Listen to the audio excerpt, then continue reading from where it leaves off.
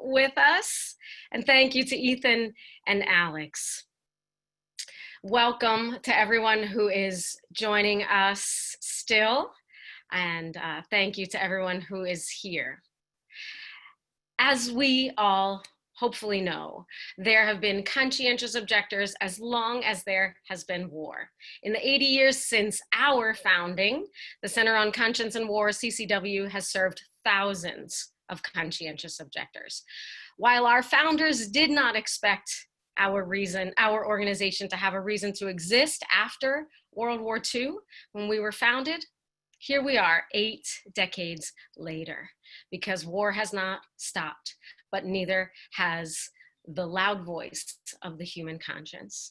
And as wars still rage abroad and troops are called to march on the streets here at home, the need for our work has never been more clear or our services more relevant. We have had a busy, busy summer. And so we're so grateful that you're here to share in this work and this celebration with us. But to learn more about the history, we're going to bring in now the voices of Bill Yolton, a Korean War era conscientious objector, although he didn't officially get CO status. He was got a ministerial exemption, but he no less is a conscientious objector. And he was CCW's director while we were still NISBCO, the National Interreligious Service Board for Conscientious Objectors.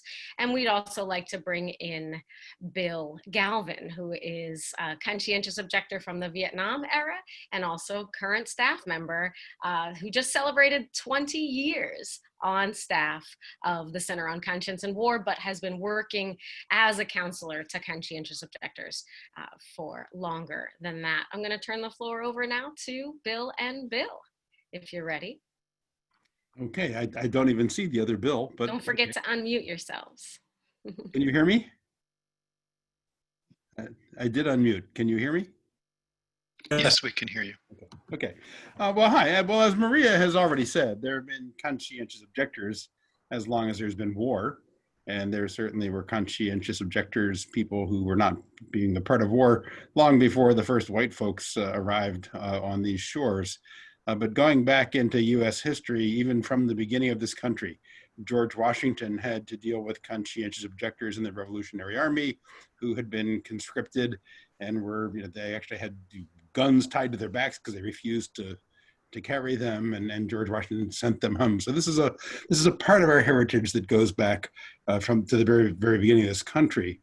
And World War I was a particularly bleak time for conscientious objectors. The draft law that was passed on May 18th, 1917 did provide for conscientious objection, but you had to be a member of a church that prohibited its members from participating in war. And the church had to have that policy before that draft law was passed. And so if you were Presbyterian or Catholic or Baptist or not religious at all, you didn't even have a chance of qualifying as a conscientious objector. And even if you were a member of one of those churches, a Mennonite or a Quaker or someone like that, you were then drafted into the military and expected to perform non-combat duties in the military. And for many people of conscience, this was something that they could not do. And people who were drafted in the military, since they were, the World War I draft, if you were drafted, you were considered in the military. So if you refused to cooperate, you were tried by military court-martial and dealt with by the military justice system. And conscientious objectors were treated brutally when they refused to participate with the military.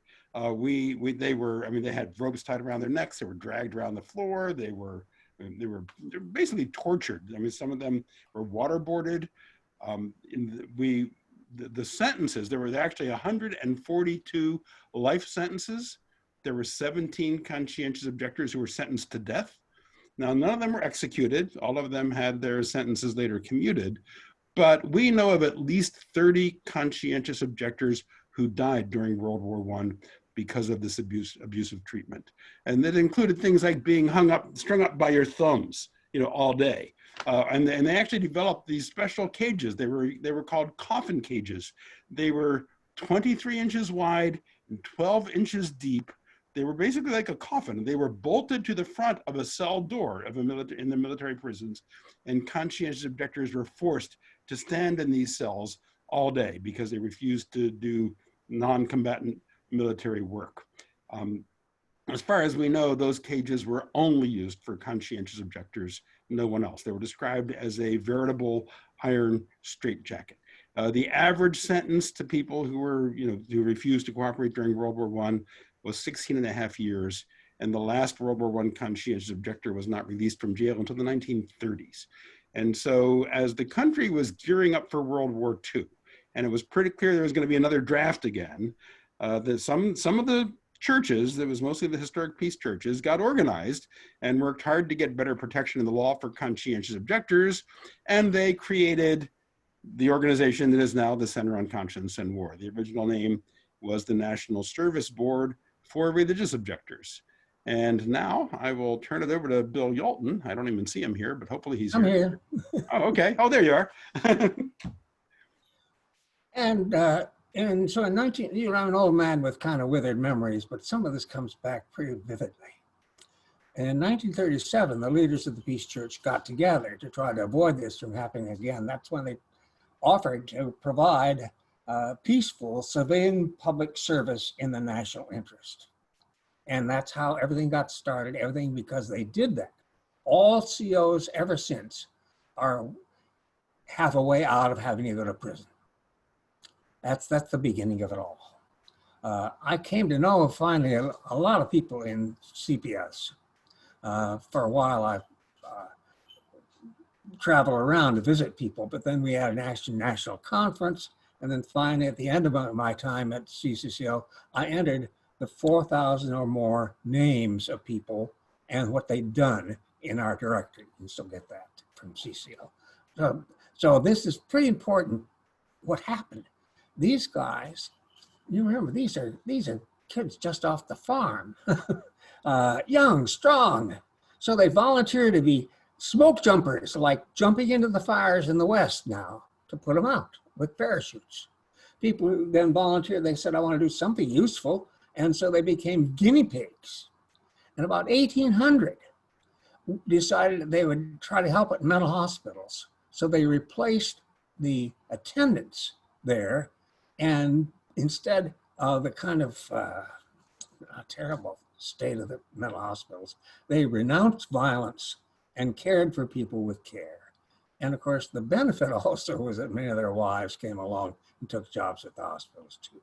At the end of that period, they actually wrote a manual for attendants to how to take care of people. They also sued the state of Virginia. Every day they kept a log of all the things that had gone wrong. So that's pretty important. Then I want to talk a little bit about how all the things changed after that. What happened?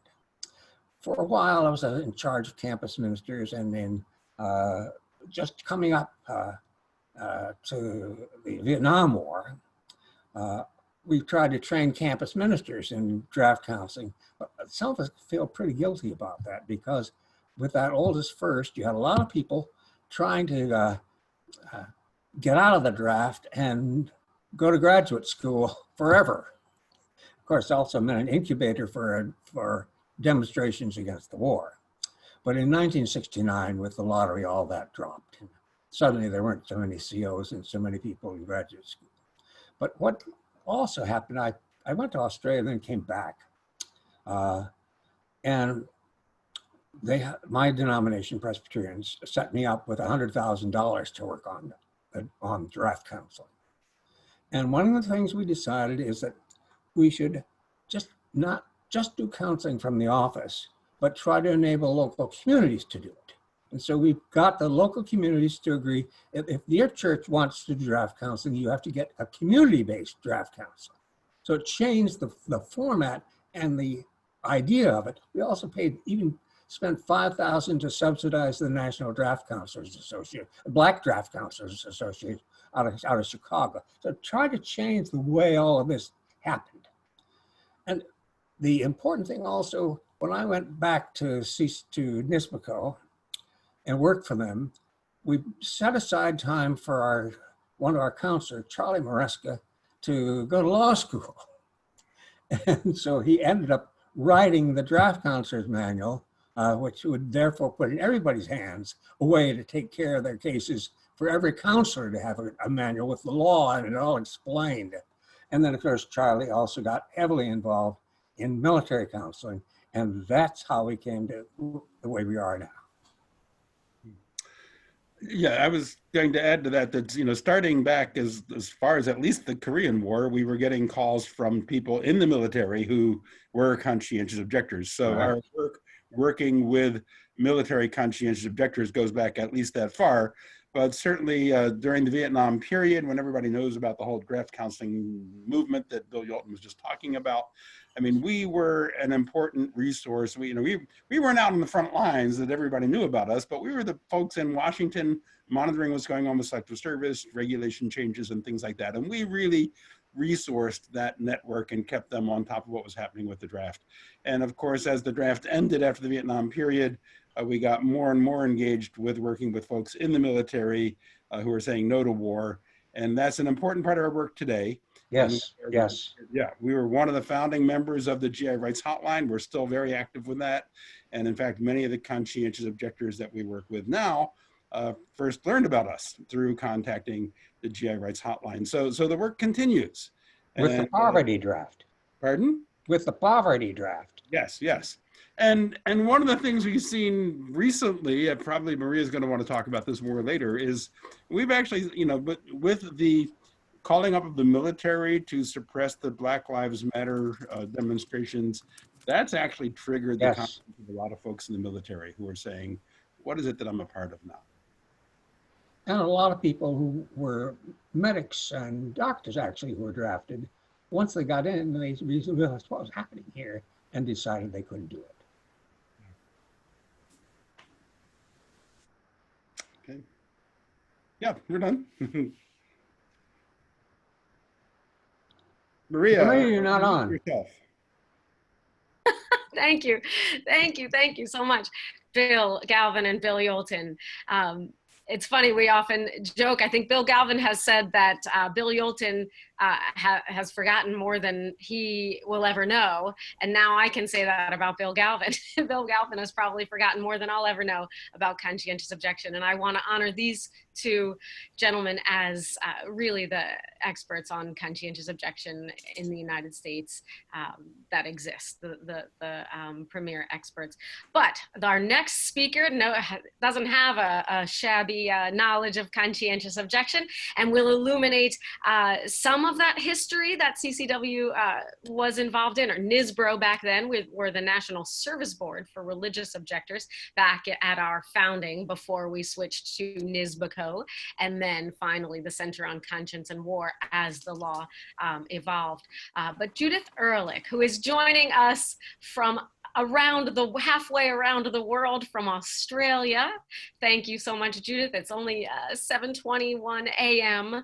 there, I believe, if that's correct. But Judith is the director of The Good War and Those Who Refuse to Fight It, which is about those thousands of conscientious objectors who refused, whose conscience would not allow them to fight even what so many Americans or others around the world tout as the good war. She's also the director of the forthcoming The Boys Who Said No, which I think is going to be opening here in the United States very soon, about draft resistance during the US war against Vietnam.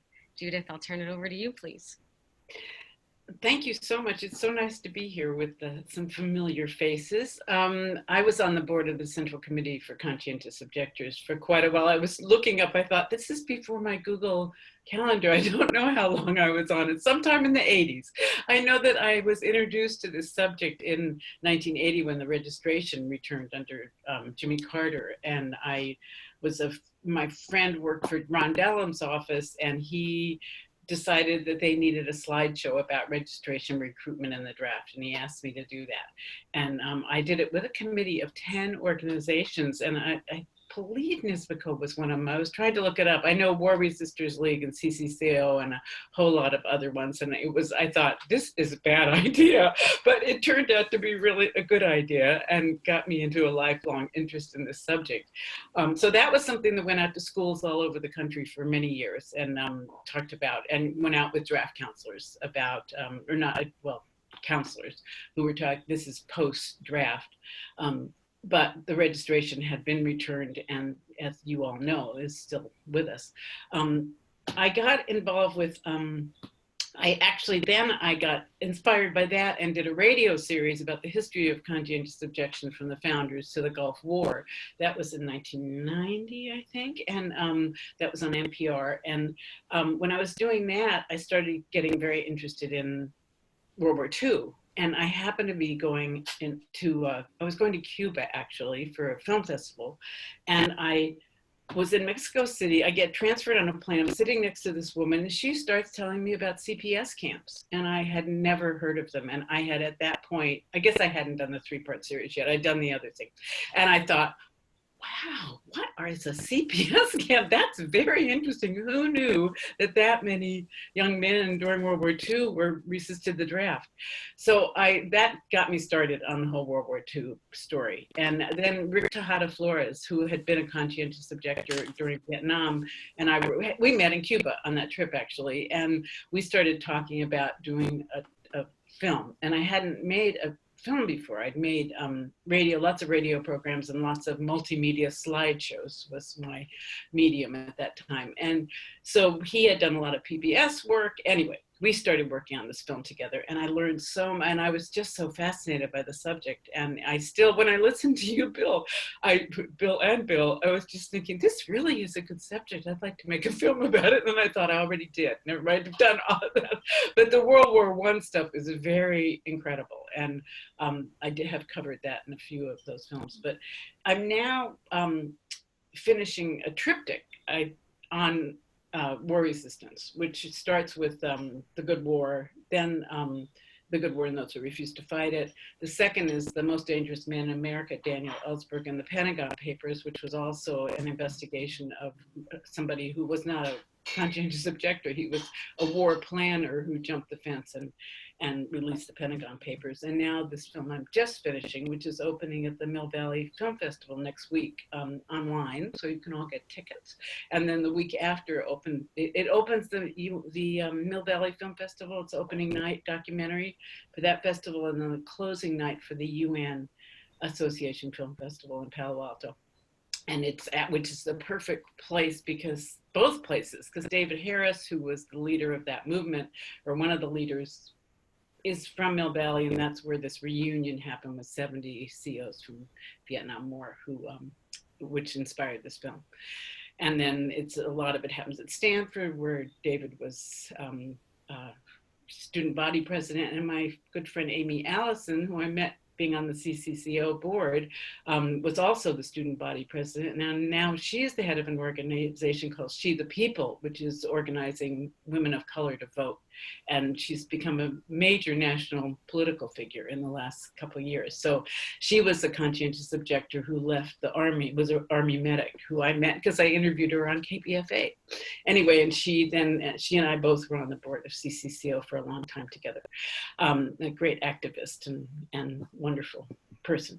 So back to World War II. So what would you like me to say about World War II? I think most of you know the history, but it was, I think the whole idea that the groundwork had been laid during World War I for people to actually know they had a legal option in World War II really changed the story there, because World War I, people had been so terribly abused and killed and, tortured, as Bill was saying.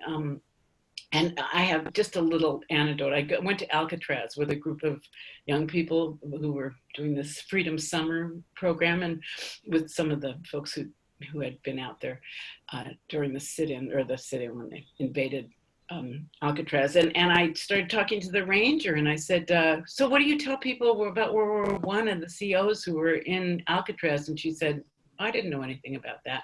And she was a historian who made all the materials for Alcatraz. And I ended up bringing her I think Power to the People and some other books, and she started including that in her story of Alcatraz. But here was the historian, she had no idea about the World War I COs who were in Alcatraz. So World War II becomes a very different picture. There's 40,000, now my numbers are starting to fade. I think it's 40,000, 35,000 people are in civilian public service camp. Is that right, Bill Yolton? Is it 35,000? 45. 4,500.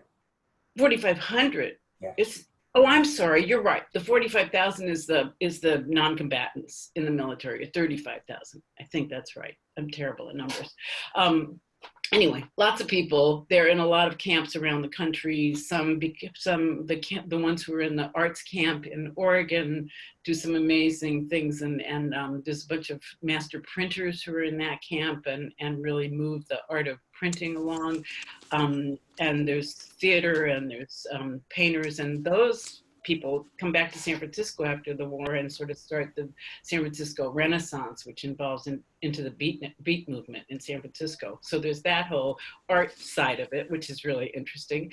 There's also a lot of guys who are doing fairly hard time in those camps because they're not very well run, a lot of them. But a lot of them, I think what came out of those camps from my sense was that the government never wanted to do that again, because it put all these troublemakers together for the whole duration of the war, and they came out and transformed American society in many ways. Started the co-op movement, started the darn it, what's his name? I know him really well. Bill Sutherland and his cohort really started the anti-apartheid movement, or were part of the anti-apartheid movement. They didn't start it, but they really, were important in that movement. Let's see, lots of amazing things, lots of very progressive. They really are. They're on the first freedom marches, which even precede the 1963 Freedom March, which is in 48, yes. I believe. Yeah. They're very active in the civil rights movement and in progressive movements in the United States. And I think the government just went, okay, don't even tell them about each other. Make them go find a job by themselves and stay quiet, because this was not a good idea. So, I mean, I think it built a real generation of solidarity among people who were resistors to war, which we didn't have after the Vietnam War. And I'm really curious to hear, Bill, that the things that are going on now, which, as I'm just finished this film, which I've been working on for many years, about the Vietnam resistance, that now here's this resistance. It's really the first time that there's been a mass persistent resistance in the United States since then. And I think, and the whole role of the military is very interesting. I hadn't really thought about people resisting within the military who don't want to be part of that. So that's a very interesting angle on it. Anyway, so I think, I don't know, if anybody has any questions or anything, I'd be happy to answer them, but I think that's kind of where, the film actually isn't just about legal conscientious objectors, it's about resistors as well. So the good war and those who refuse to fight it is about both categories of people. But Dan's going to get us to the points for the change, how the law changed.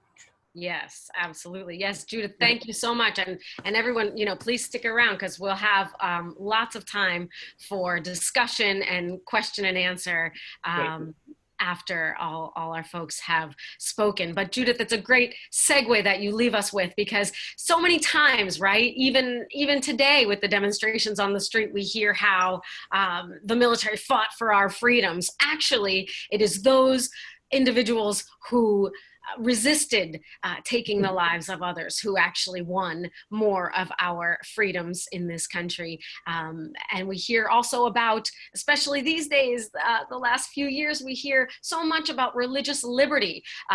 This administration, the current White House, actually has a hotline, a religious liberty hotline. We wonder, when our conscientious objectors' rights are being violated, can we call the White House? Do you think they'll help us with religious liberty? But one of the champions of religious liberty in a Supreme Court decision in 1965 is our dear friend Dan Seeger. Dan, I think you're here.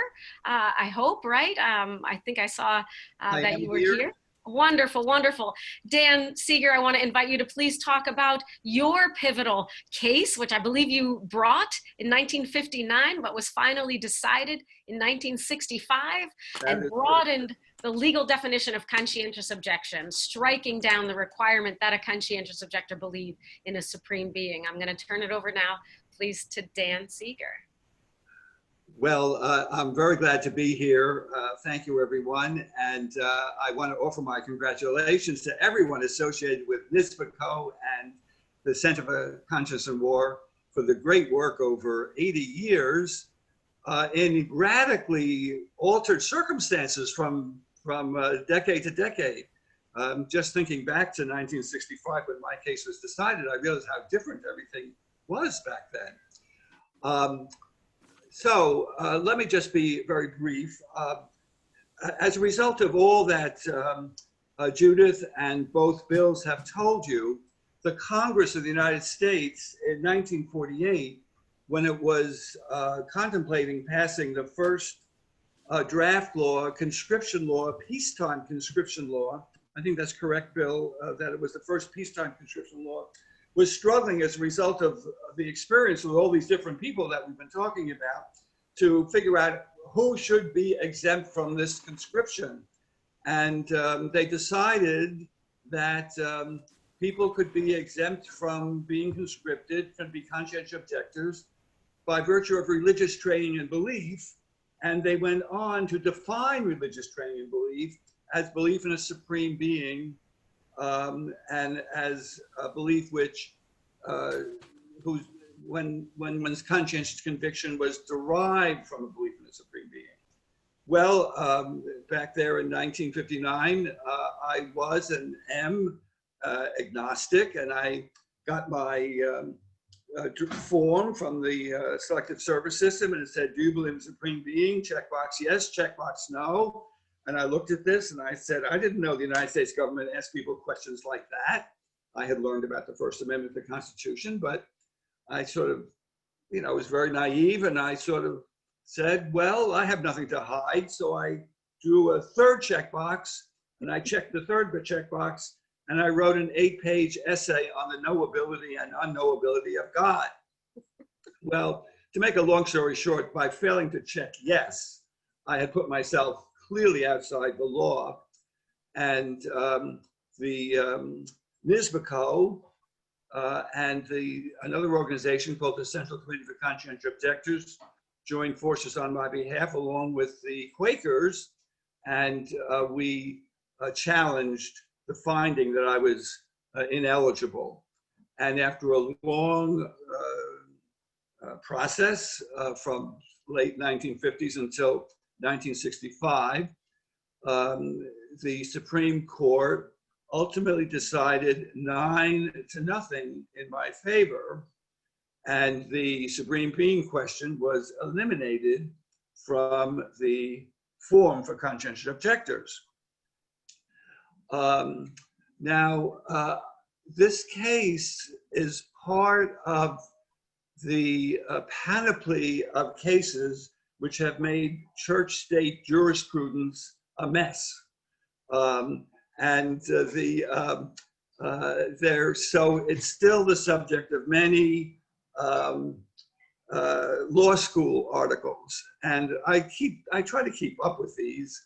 And a recent one written in the Columbia University Law Journal stated something which I've always meant to check back with Bill or with Maria. And it said this. It said that during World War I and World War II, for every 100 inductions, there was one exemption for conscientious objection. And then they said during the Vietnam War, at the beginning of the war, this number rose to 5 to 10.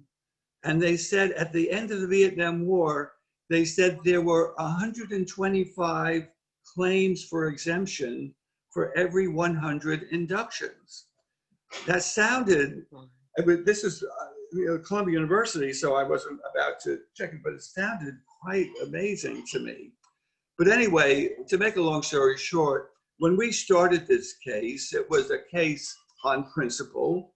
clearly, the Constitution of the United States does not expect the government to prefer some religions over other religions or all religions over no religion.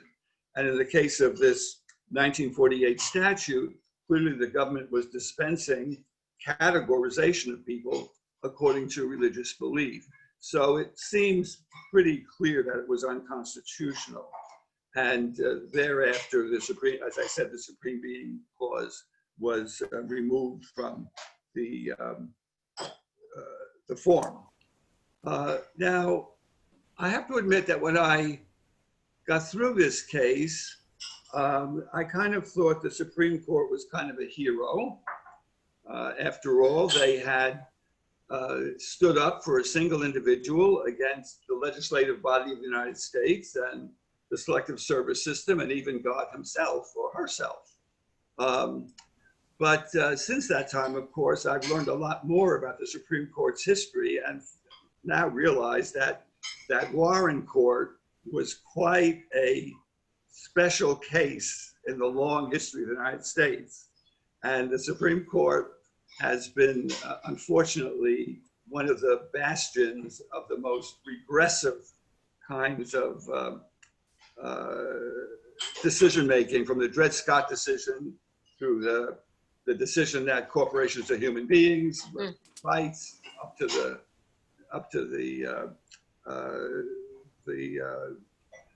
Citizens United decision. So I've become disillusioned with the Supreme Court in spite of my own good experience with it.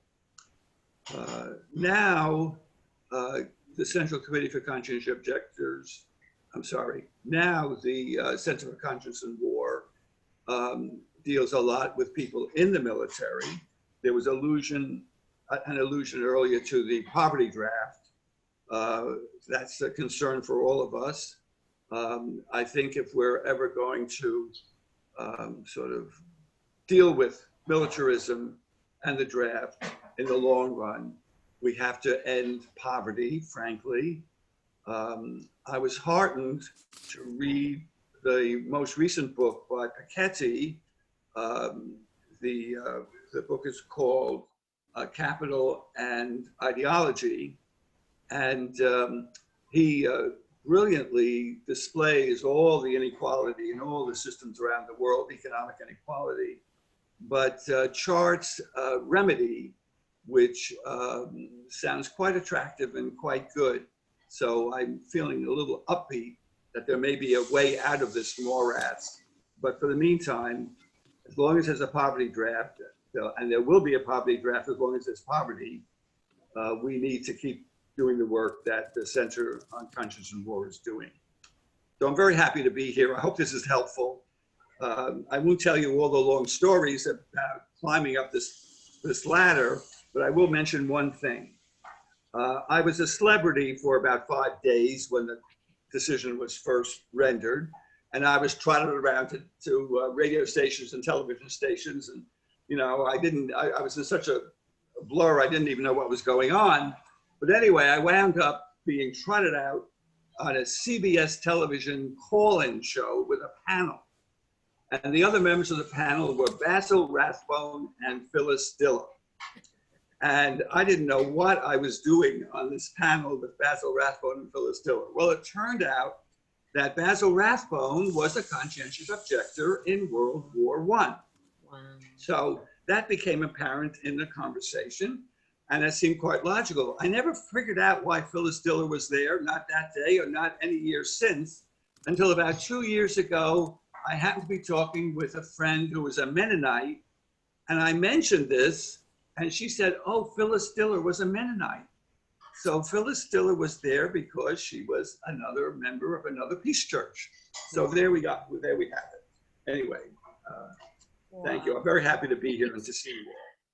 Thank you, Dan. Thank you so much. Great to see you too. Thank you. And thank you for your contribution to this rich history. We're going to continue to move forward in time and bring in now our board member, CCW board member, former Veterans for Peace vice president, and current board member of the War Resisters League as well, and overall righteous person, Ellen Barfield, one of the first women in the new post-Vietnam Army. She spent time in Germany and South Korea in her stints as a soldier, and then has become, for her lifetime since, an anti-nuclear activist and a peace activist. Ellen, please join us with some of your story of the post-Vietnam era resistance.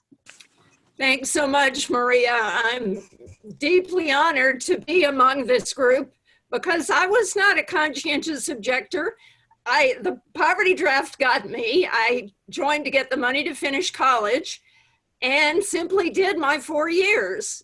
And it happens that I served from 77 to 81 in the immediate post-Vietnam Army. In fact, you may remember that what the women serving in World War II were called was the Women's Army Corps. And they did clerical jobs and things like that, but were really separate from the regular Army. In my basic training in May and June of 1977 is when we went from being WACs. I was a WAC when I went to basic training. We shifted over to being regular Army. And being a history buff, I really appreciated. I have the insignia, the WAC insignia, which is a bust of Pallas Athena, the Greek goddess. I learned the WAC hymn. I met the WAC colonel. I went to the WAC Museum at Fort McClellan, Alabama. Those were wonderful experiences just because of history and that I'm fond of it. But it was right and proper that we became regular soldiers like anybody else. And I went on and did my 4 years. It happens that those years were some of the very few in the over 200 years of this country's history as an established government that there weren't wars galore raging. Some of the most peaceful, quote, quote, years during our whole history. So it was a quiet time for me. I went to Germany. I loved Germany, had a good time. I went to Korea in 1980. In 1980, there had been a coup in 79 in South Korea, and tensions were still very high. And in May of 1980, in the city of Gwangju, in the southwest of South Korea, there was a student uprising which was violently put down. They were initially nonviolent, and some of them were beaten to death. And then some took up arms, kind of the whole city rose up, and things got really crazy. And the US government, with 20 to 30,000 troops on the ground there, was very nervous, of course. And my unit, a maintenance unit, was put on high alert. We stopped going to the motor pool. We started having riot training. I was a sergeant by that time, so I participated in the conversation. If we have to hit the streets with our weapons, do the women go too? And all of us higher ranking women said, we are soldiers too, yes. And I am very grateful it didn't come to that point. A lid got put back on things. Several thousand people, we were told at the time, were killed in the city of Gwangju, and they've never really admitted that since. Now you hear maybe a few hundred, but we heard several thousand. And it was a weird time for a week or 10 days, and it blew over, or seemed to. And so I simply went on. I was getting toward the end of my service, looking forward to it, and didn't think much more about it. But I came out of the military, actually even in the military, I had a vague notion of wanting to do something and no earthly idea how, and had the good fortune at my unit in Germany of having a bookstore run by an officer's wife who was a closet progressive and had good magazines at the bookstore, which I read, and I joined the organizations advertised in the back. The American Civil Liberties Union, the Union of Concerned Scientists, folks like that. So I started getting a little education, and I came out vaguely interested and happened to live in Amarillo, Texas, which is the home of the Pantex nuclear weapons plant, and I became an anti-nuclear weapons activist. Somebody mentioned Veterans for Peace at one of our peace gatherings there. I've been a member of Veterans for Peace since 1988, and I've gone on with my life of 35 years so far as a full-time anti-war, anti-weapons, anti-climate change now activist, and I'm deeply grateful to have been able to do all that. But I didn't resist as a soldier. I don't feel good about that, but it's just a fact of my life. But I am so honored to be able to serve on the CCW board and support conscientious objectors now. I know Veterans for Peace and About Face and a lot of the other veterans groups, anti-war veterans groups, have gotten a whole lot of calls and questions from soldiers, especially National Guards now, because of the calling out of them to maybe hit the streets and shoot US civilians rising up in opposition to the horrible abuses of people of color by the police. So it's a very exciting time, but a very frightening time. And CCW, of course, has been doing loads of counseling. It's wonderful to be able to support that. And I want to mention someone who can't be here because he's a Veterans Administration chaplain, and of course is very tied up with the COVID crisis that we're also dealing with. But I was able to bring him to CCW. His name is Chris Antal, and he is a chaplain and was a chaplain in, I believe, the Air Force, the service anyway, in Afghanistan. And he simply gave a sermon about drones, about questioning death from the sky that didn't even involve US soldiers, except somebody across the world watching on a screen and deciding when to push the button. He spoke out, he asked questions, and they ended up kicking him out. He was definitely a conscientious objector for a lot of people, not just himself. He wasn't seeking to get out. He ended up getting kicked out because he asked too many questions. I'm thrilled to have been able to introduce him to CCW. So it's such a wonderful, wonderful honor to be able to be here tonight and to be able to support CCW and all the people who had the courage to resist, to stand up and say no while they were in uniform, which I did not do. I deeply respect them. Thank you all so much. Ellen, thank you. And you know, in our work day to day, both at CCW, at the Center on Conscience and War directly, and in our capacity on the GI Rights Hotline, we know that there are way, way, way more conscientious objectors than there are people who are discharged as such. There are people who go AWOL, to whom we give our support and knowledge. There are people who keep their heads down and wait out their contract and just get out. There are reservists who just stop showing up because they can no longer bear what they're participating in. And just because someone maybe doesn't have that label, it definitely does not limit their act of conscience. And so I think that might be a good segue to another dear board member of the Center on Conscience and War, Nolan Fontaine, who was a member of the Pennsylvania National Guard. And his conscientious objection beliefs crystallized in 2005. He put all the pieces together when he was on the streets of New Orleans. As a Pennsylvania National Guards member, he was sent to New Orleans during the floods after Hurricane Katrina because the Louisiana National Guard was in Iraq. So I'm gonna turn the floor over now to Nolan Fontaine, if you're ready, sir. Thanks, Maria, and thanks to everyone attending today. And I just want to say congratulations to CCW for the 80th anniversary. I do want to acknowledge, once again, my name is Nolan L. Fontaine. My pronouns are he, him, his. I'm currently between Canada and Pennsylvania. And because of that, I really just wanted to root myself. And since we are on the traditional land of the Lenni Lenape, the Nanaquote, and other Algonquian-speaking nations, I wanted to take the time to honor with some sage the Treaty of Friendship and later the Treaty of Amity and Friendship signed by those native folks in 1683. I think it's important for us to root ourselves in the tradition of anti-colonialism, anti-imperialism, and also how that segues into anti-war, right? So I just wanted to take the time to kind of like root us in like that way. But more about Hurricane Katrina and how I got there.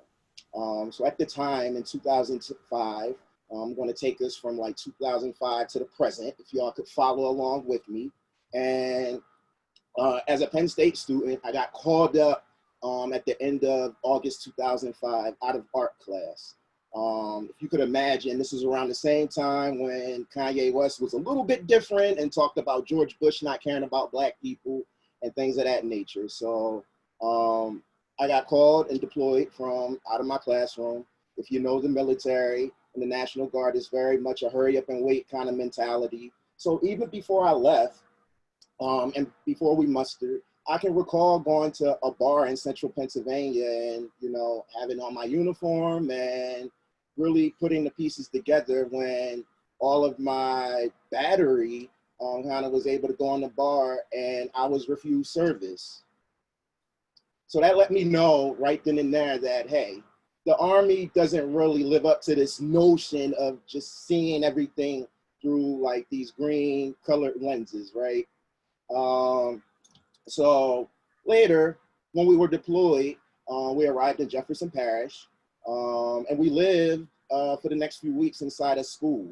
So we didn't really see New Orleans for a very long while. And those that did were only special individuals that went inside of New Orleans because it was really much a famous show until much later on. So just interacting with different folks and giving out food and tarps and water. I really came across like multitudes of people from various socioeconomic and like class lines. I saw people coming in with Pintos and coming in with Porsches that needed food and water because there was really no electric at that time. I even remember an interesting anecdote about this city called Westwego. And I talked to some people down there and I asked, you know, why was the city called Westwego? And in all like true honesty, some of the folks said, well, hey, when integration started, you know, lower class white folks said, hey, Westwego.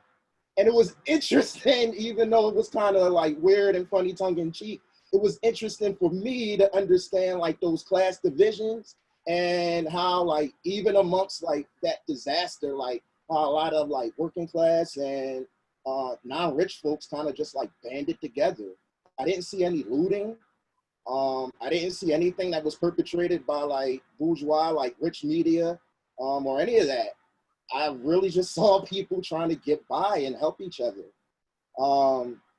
So during the time I was also doing security and everything, we got hit with Hurricane Rita. We got displaced to Lafayette, Louisiana. And before I was able to come back to Penn State to finish my studies for the semester because I was so worried that I wouldn't be able to, we got a letter from Halliburton thanking us for our service. And at that age, in my early 20s, I kind of was like, well, why did we get a letter from Halliburton? We'll put that in context later. So upon like when I actually arrived back in Pennsylvania at Penn State, I kind of was lauded as a hero. Like I even had like a student government amendment, like you know, done in my honor and like all these things, but I really didn't feel like it. I came back with a cough, you know, I felt a little sick. Now we know that, you know, there's a such thing called Katrina cough, which I really still have no understanding about. But I really struggled with that because it didn't really feel like that we were of any service. And I really couldn't quite put my finger on it. So later, after transferring campuses, my unit really started to notice the amount of work and dedication and resiliency and all those buzzwords that you hear in, like, you know, annual reports. And I was recommended for ROTC, and I was really at a crossroads. Do I continue on like this path of like, I don't know what? Or do I make a stand and say, hey, like, I don't want to do that? And I wish I could tell you that I went in that office and I put my finger in their face and told them that, no, I'm not doing this anymore. Sir, no, sir. Or in the name of, you know, my colleague, Chris, like, I ain't marching no more. But I wasn't that bold. I really just avoided. And I didn't respond to emails. And I didn't respond to certified letters.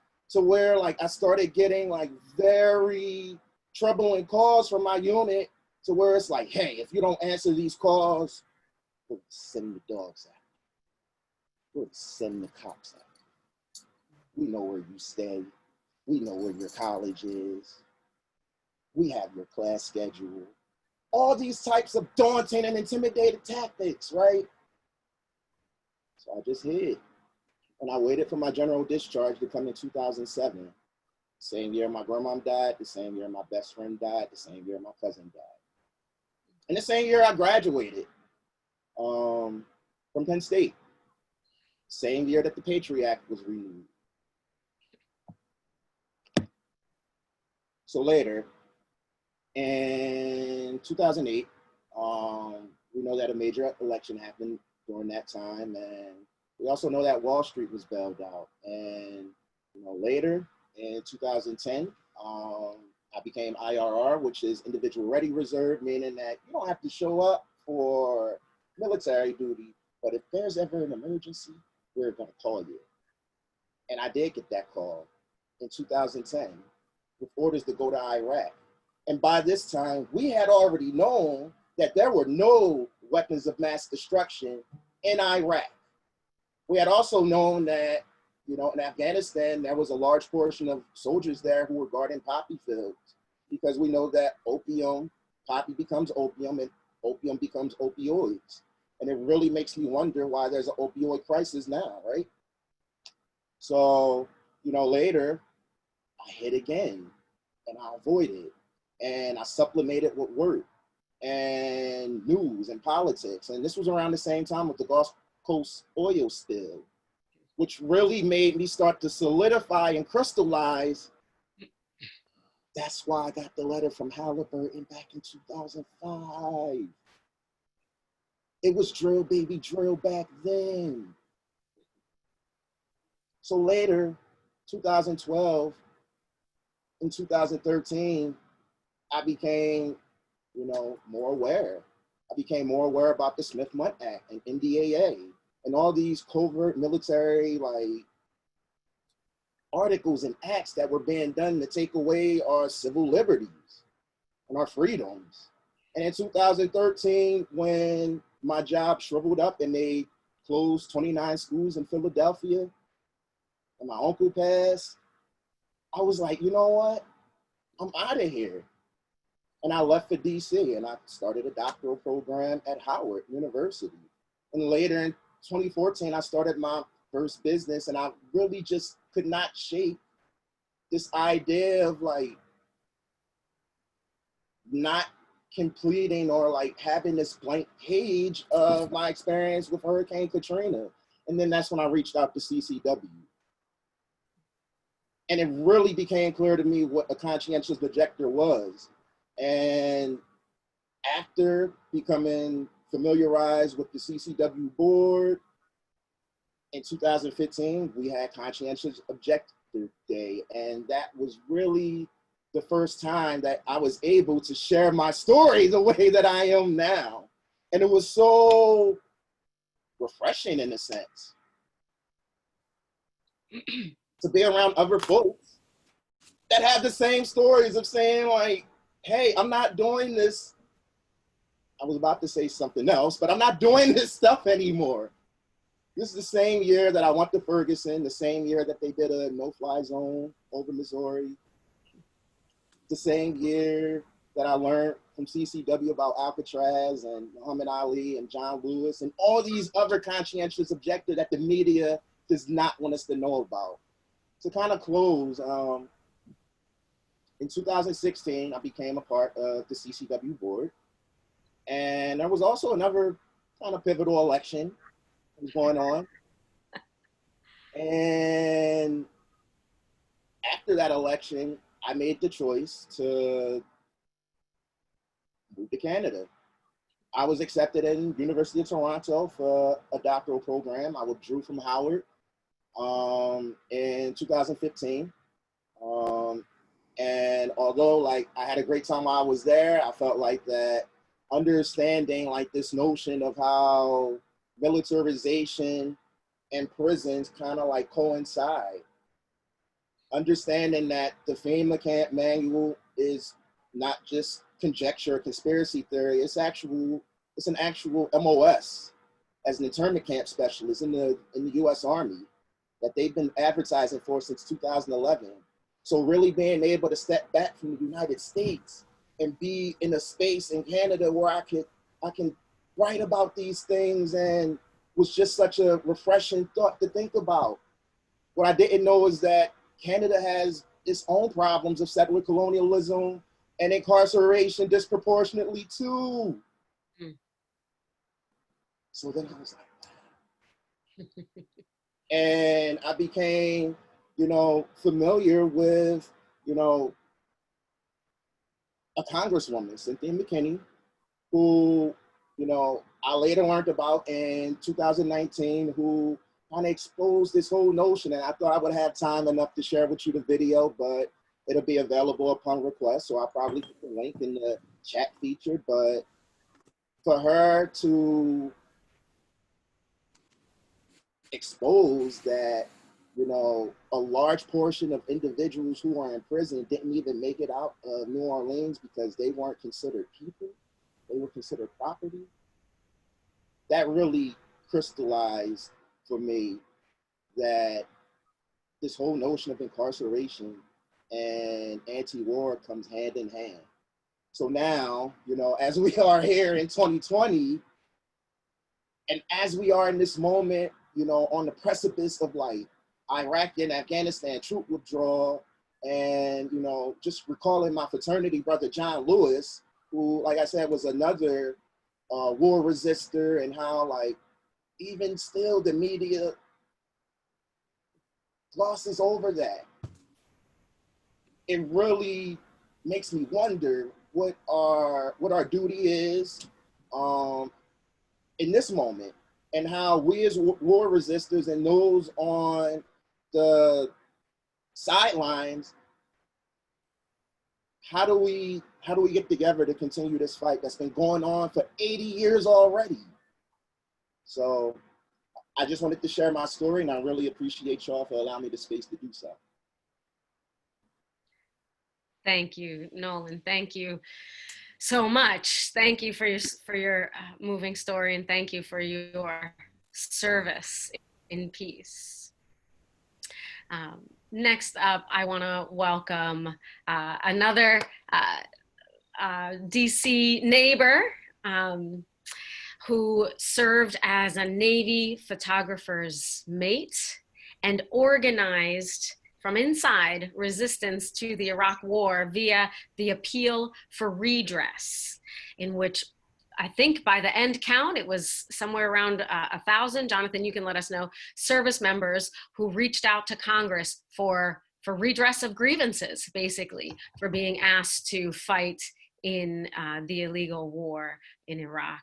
So I'll turn the floor over to Jonathan Wesley Hutto. if you're with us, please. Yes, I'm certainly with you. I want to thank you, Marie, and thank the Center for Conscience in War. I want to thank Chris Lombardi and Bill and others that I've been in solidarity with and worked with throughout the years. In fact, we can say decades now, right? I think we can say that at least over a decade plus. But yes, Marie, you're right. The appeal for redress, I won't be long, although I'm known to be rather strong. How about that? I'd be remiss not to also thank your past executive director, J.E. McNeil. I don't know where she is on the planet at this point, but I do want to give a shout out to her and the support that she gave both personally and organizationally to our efforts at that time. Someone earlier mentioned the poverty draft. And the poverty draft is certainly real. As a high school student in Decatur, Georgia, in the early 1990s, I vividly remember my mother chasing away Army recruiters from our house in South DeKalb County, Georgia, who were attempting to recruit my brother into the armed services. I grew up solidly middle class until about the age of 10. And then when my parents divorced, I was raised in a patriarchal household where my father was the one who made the money, and my mother was the one that made the honey, if you can understand. But once my parents divorced, then we went from a breadwinner household to a child supported household. That's why sometimes when I hear this narrative in society, oftentimes I hear this narrative of deadbeat dads and dads who don't pay child support. Well, I had a father that paid child support every week, $250 a week at that time. And our family still moved about 8 to 9 times from the time I was 10 until I was 18 years old. So, sometimes, those narratives really don't figure, like if you actually live through that, according to the way that narrative is pushed, my father would be considered a great father. He was a good dad. I believe he just wasn't a great husband. How about that? That's a whole another story. But the point is that I was a 17, 18-year-old youth who had a father who wouldn't and a mother who couldn't financially, but my dreams at that time far exceeded my preparation, both educationally but also financially. Our last speaker, Nolan, I appreciate what you shared. You brought up Howard University. That's my undergraduate school. My dreams took me to Howard University. I had just enough resources to complete 1 year at Howard based on financial aid and also outside scholarships. But I believed that if I could find a way to get to Howard, that I'd find a way to stay at Howard. And I did, from becoming a resident assistant my sophomore year, a student body president by my junior year. And so by that time I was able to matriculate and indeed graduate. I had become quite an organizer and a student activist on the campus. February 17th, 1998 was a moment for me. It was one of those life-changing moments, I would say. Was the extension of organizing that I had been engaged in with a number of other students with the All African People's Revolutionary Party, the AARP.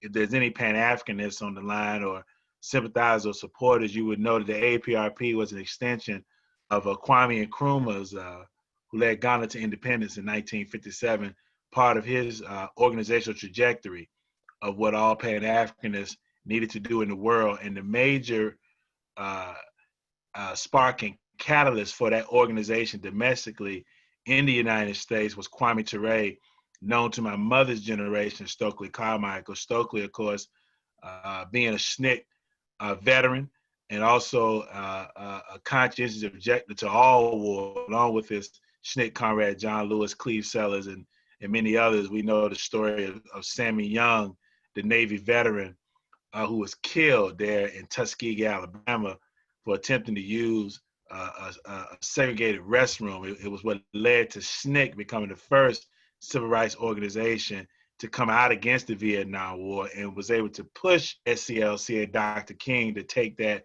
bold step a year later. But coming back to February 17th, That was a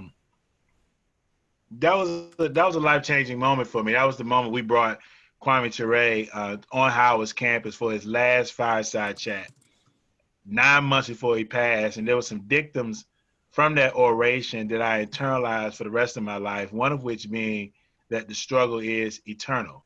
And that once you fight for the people will always fight to protect you. Upon graduation, I worked for a couple of nonprofits. But by the time I was 26 years old as a single father and about $40,000+ worth of student loans, I found myself at a crossroads, okay?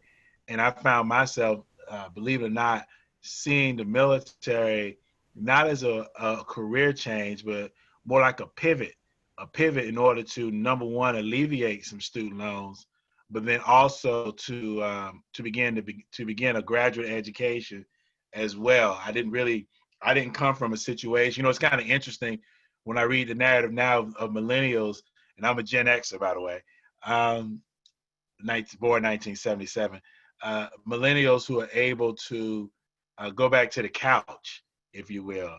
And I question that, because we know there's a class dimension within that as well. But I thought to myself, I didn't have a couch to go back to at age 26. I went to boot camp. That's why I signed the dotted line, got me a bonus because I had a college degree, and I went to boot camp. And when I got within the military, I was in for a rude awakening. I talk about it quite a bit. I won't get into weeds of my experiences, but I would encourage you to get a copy of my book, Anti-War Soldier, which culminates my experiences within the active duty military. But I'm gonna go ahead and speed this up. I don't want to take too much more time. I'm very conscious of how much I talk, so I just want to make a couple more points, and then I'll bring it to a close here. But when I was off the coast of Iraq in January of 2008, fighting racism on the ship, that dehumanization process, which all of us are aware of, either through a lived experience or through our studies and our relationships, that dehumanization process in the military is not just external, it's internal as well. There's an internal dehumanization that takes place to people of color, to women, to that xenophobia, that hatred of the other, okay? And so I found a hangman's noose dangling in front of my face on board the USS Theodore Roosevelt off the coast of Iraq, February of 2006. So I'm engaged in battle, okay? Equal opportunity, a complaint that I filed, and investigation had gotten started. And it was a number of events that even led up to that. So again, read my book, Anti-War Soldier. But as I'm engaged in that struggle, this book comes in the mail to me from an old professor friend of mine named Rodney Green out of Howard University, former chair of the economics department. This is Soldiers in Revolt. You all are familiar with this. It's the culmination of the GI movement documented by David Courtwright. And David Courtwright is the interesting history, because the history I didn't know much about. Coming up in Atlanta, Georgia, I come out of a Black working class, quasi middle class community. War was presented to us as either you're with the warriors or you're not. And so Muhammad Ali was our example, right? John Lewis was our example. Julian Bond was my state senator, for example, who was denied his seat in the Georgia House in 1966 because of his conscientious objection to the Vietnam War. But the notion that there were military members, actual enlistees, who waged struggle within the ranks, I knew absolutely nothing about. And I began to read and internalize where David was coming from.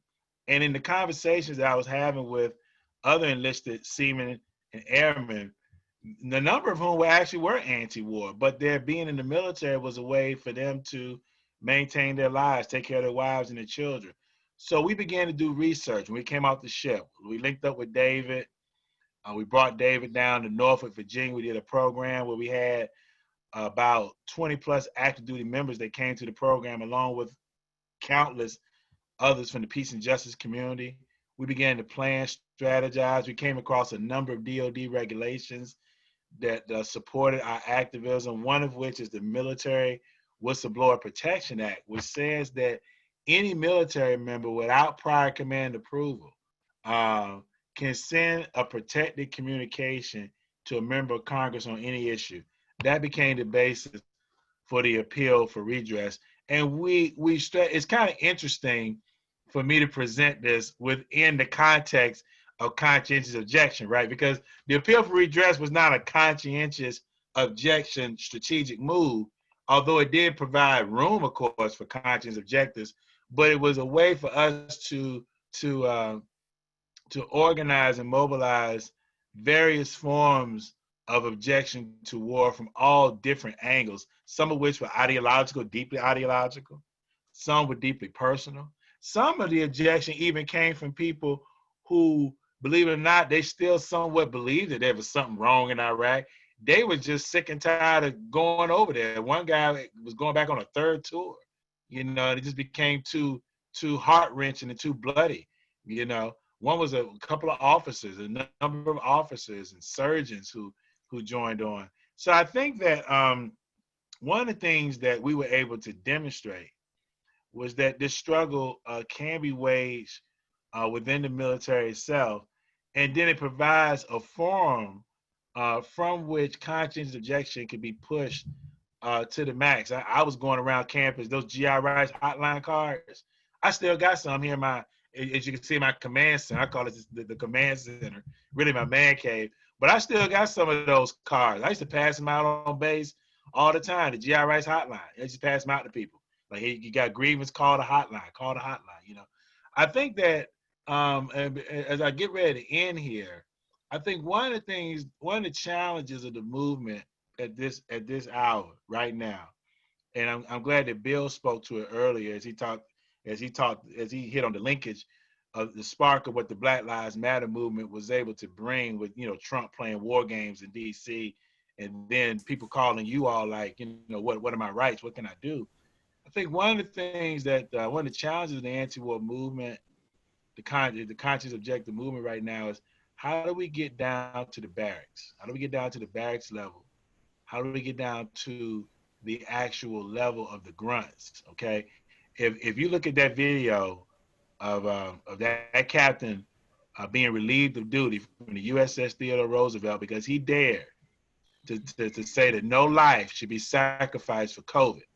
As soon as I heard he did that, I said he's gonna be relieved of duty. Why? Because the goal of a captain of a ship is not to protect his people. No, it's not.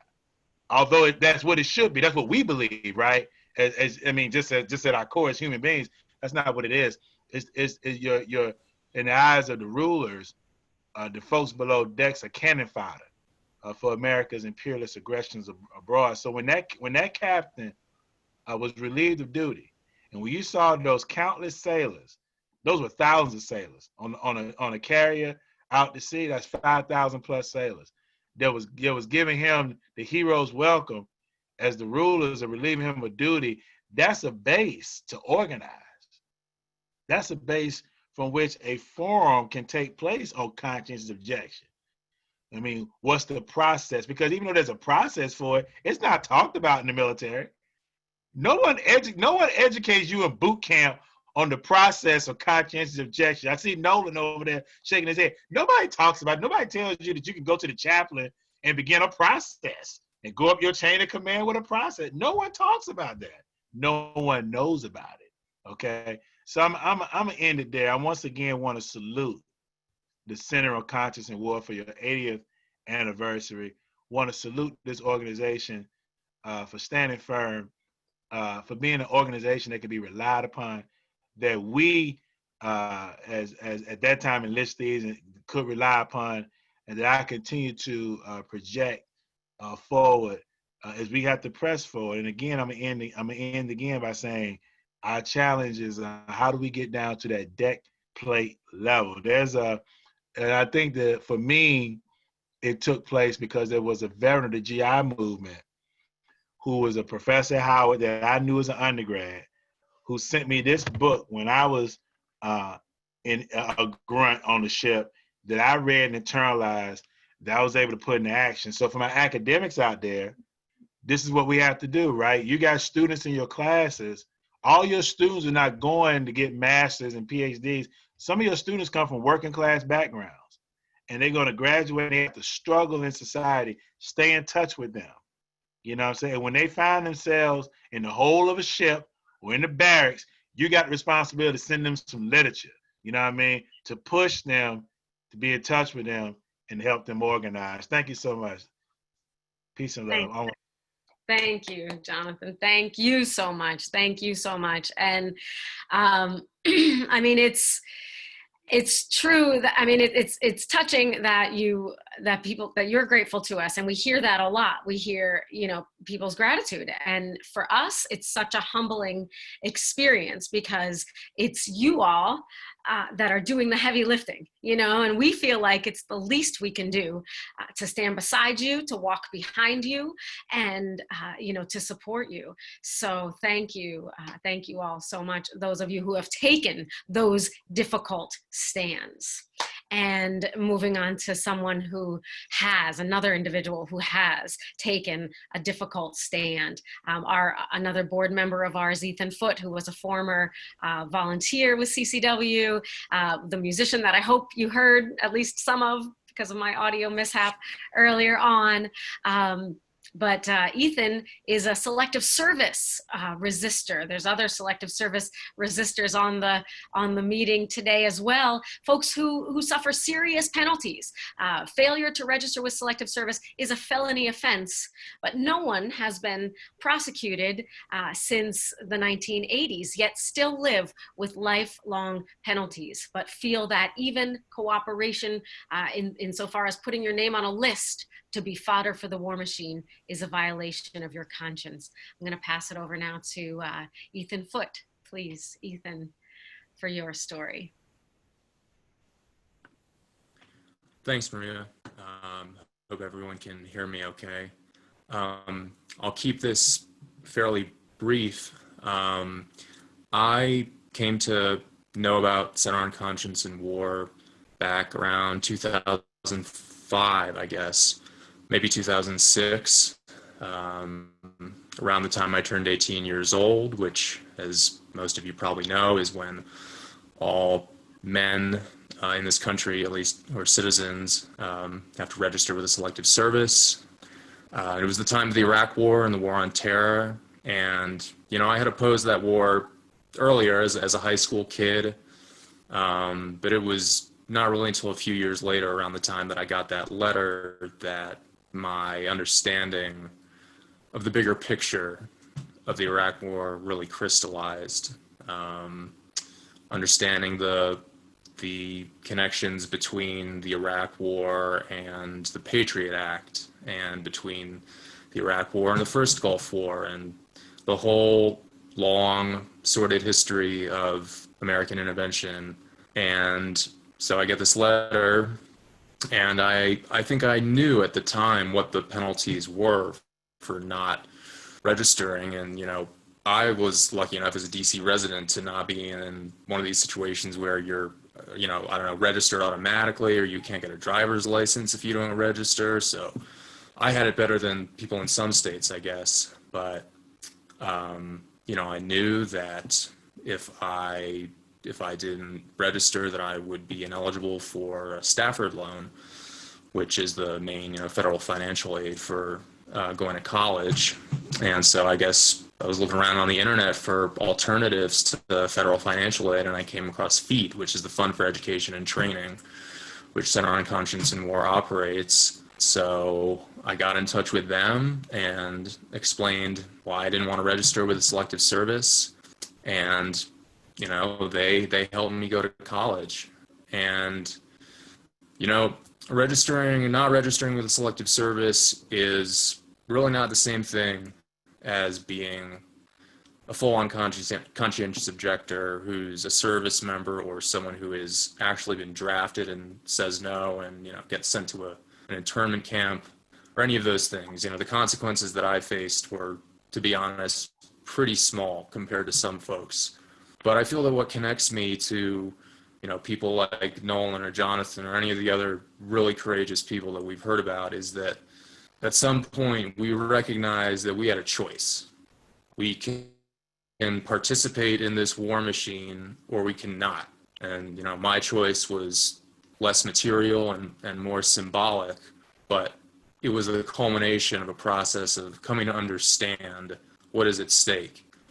And that's pretty much what I said to the National Commission on Military, National, and Public Service when they had their hearing at Gallaudet University last year, which I found out about because I'm all those years later after I volunteered with Center on Conscience and where I was still on their email list. So I heard from Bill and Maria about this hearing, and I thought, you know, what the hell, I'll show up and see some old friends, see some familiar faces.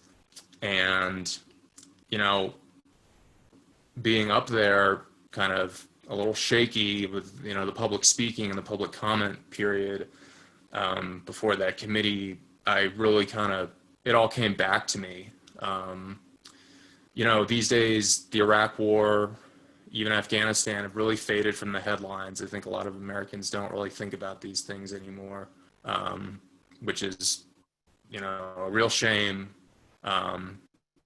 But, you know, those wars, in so many ways, have led us to the situation that we're in now.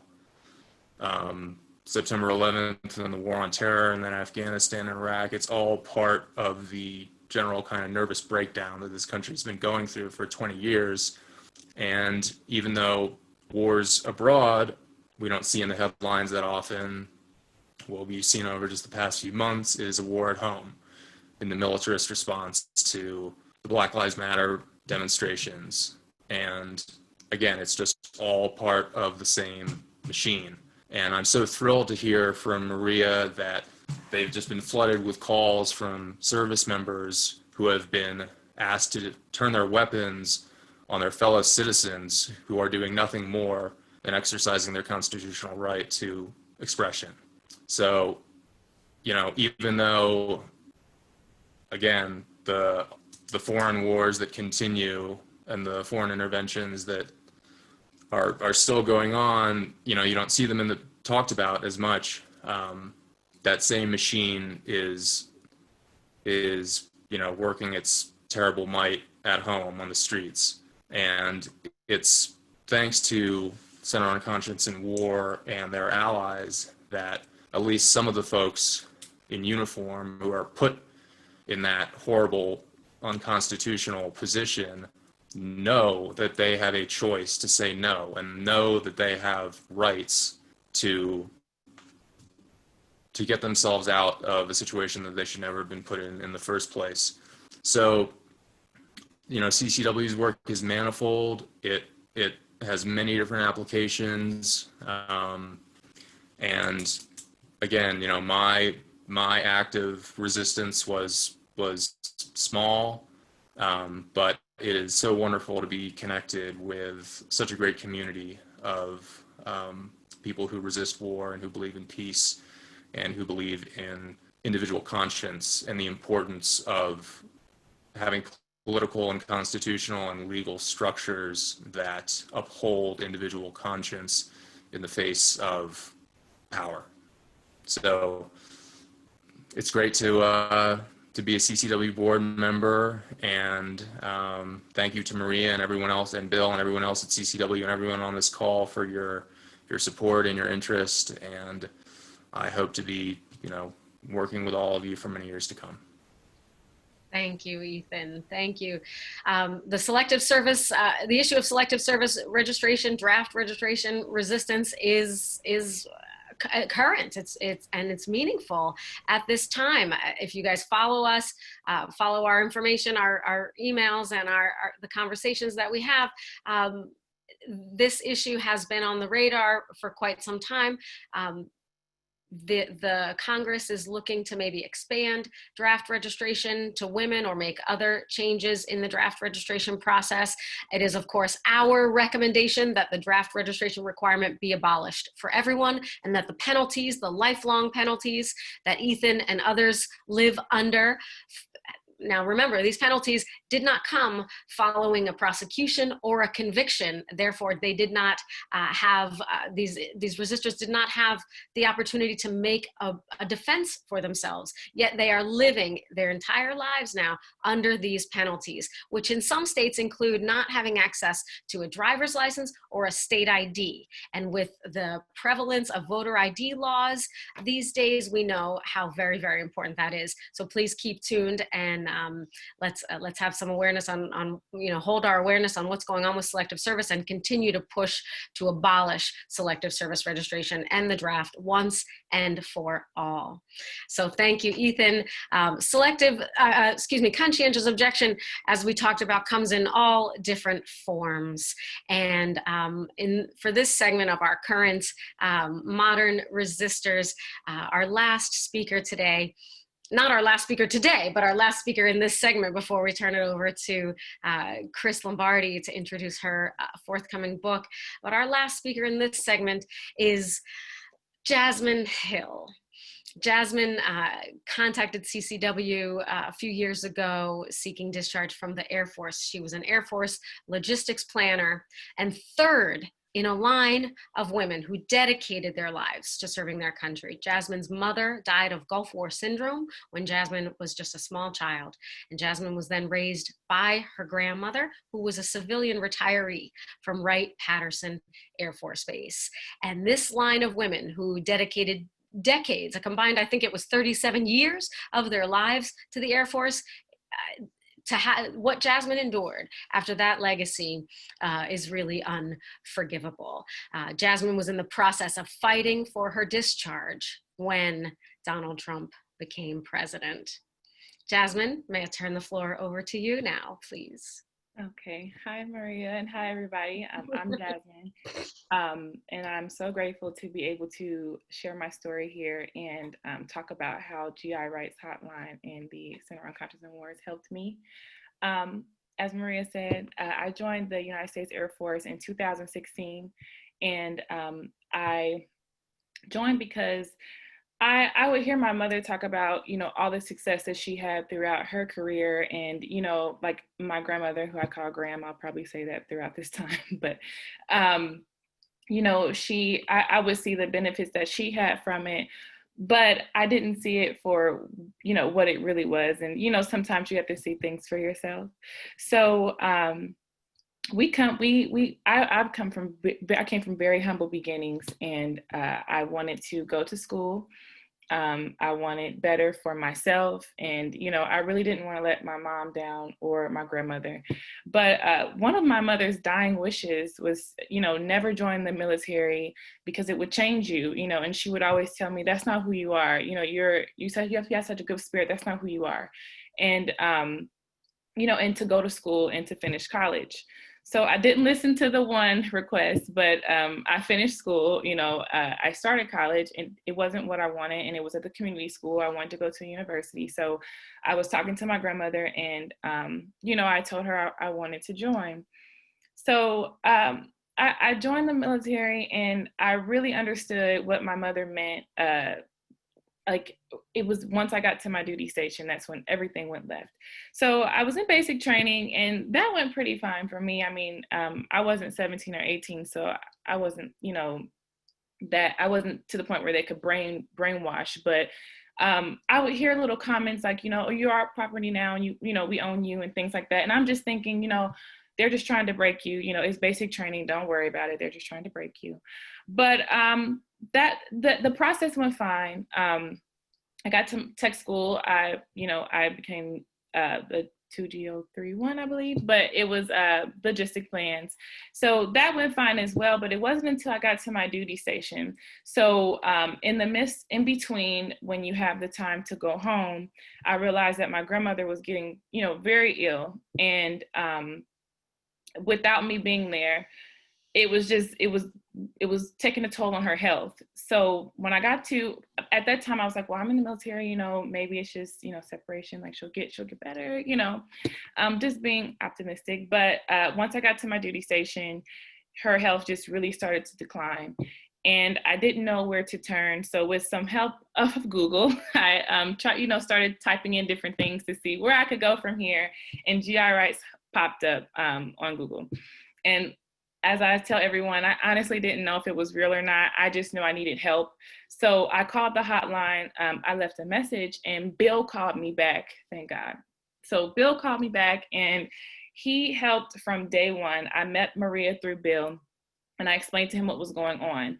So he said, you're within your 180 days, we can start this process. They can discharge you as if nothing ever happened, but, we have to prove it, which, with her doctor's appointments, her recent falls, everything that was going on with her, we could definitely prove that she had a lot of, health issues going on. So I go to leadership, and with the help of Bill and Maria, I go to them and I say, hey, this is what's going on. I know that I've been informed about this process, and I'd like to go about that. They take me to the first sergeant, and they just acted as if they didn't know what I was talking about. They're like, we don't know what you're talking about, 180 days, what is that? You can't get out, you signed a contract. So I'm feeling defeated at this point, and I call Bill and Maria, and I'm like, I don't know what to do. They said they don't know, and they both called him out really quick. And they told me that they were full of it, and we could go about this process. Fast forward, the first sergeant, I'm trying to be very proactive with this process, but the first sergeant just kind of sat on my information until like the 181st day, where things just went left from there. And because I was becoming a problem in the office, everything just got very hostile from there. I had to do the Article 138, which request for redress, because I felt wronged with AFPC. At that point, they were saying I couldn't get out. So we, went the humanitarian reassignment route. And then they were saying, well, everybody, retires at Wright Pat, so you can't get to Wright Pat. That's a, very unique station.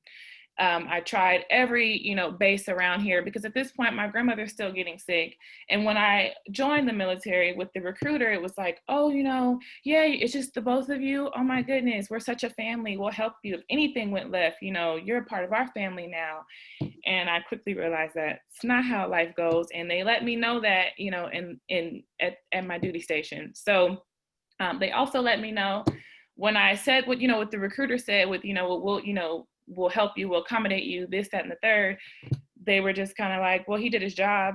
So, it is what it is.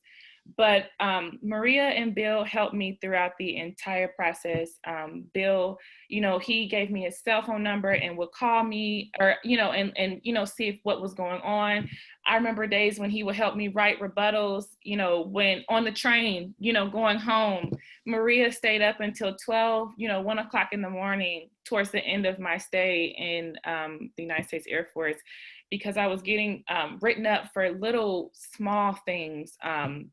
It was to the point where I didn't bring my blues to get checked because I walked to work, and I was getting write-ups for that, and have to rebuttal that. And it was, they were saying, well, we're starting a paper trail to, if you want to go home, it's going to be dishonorable. So we're starting a paper trail for that.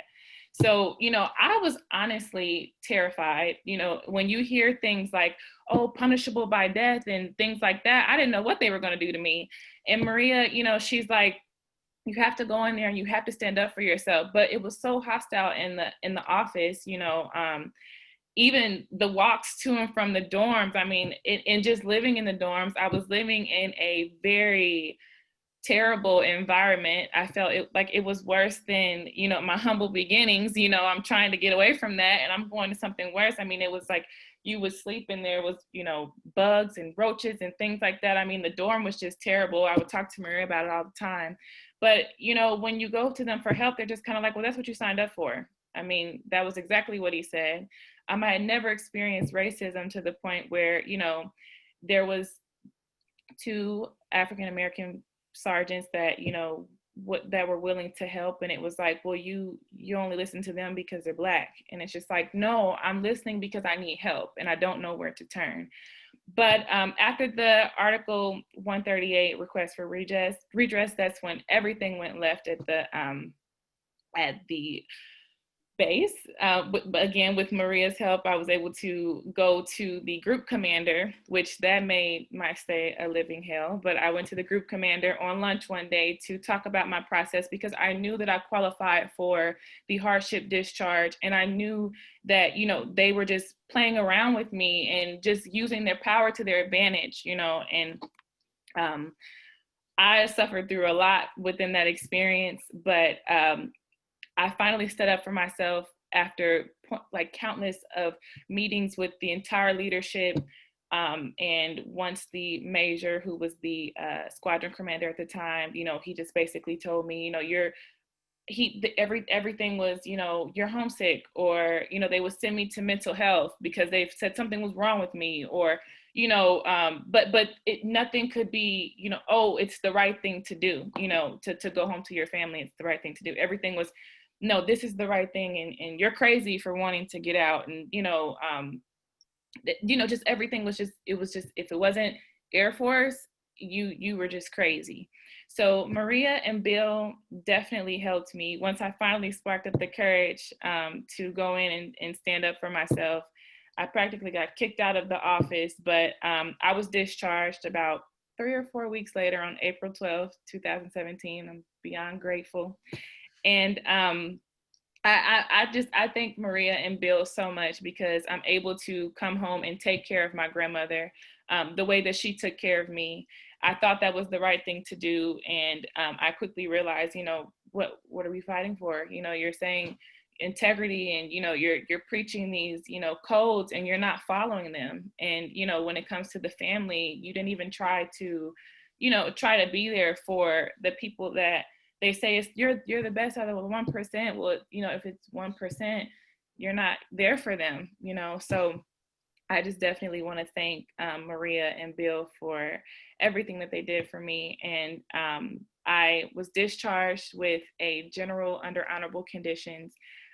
They put misconduct on my discharge, and just a bunch of things that didn't happen, I guess, is their way of saying you're going to get home this way. But Maria definitely let them know in the last rebuttal, you know, that we were coming back for the upgrade. And I'm so grateful to Bill and Maria.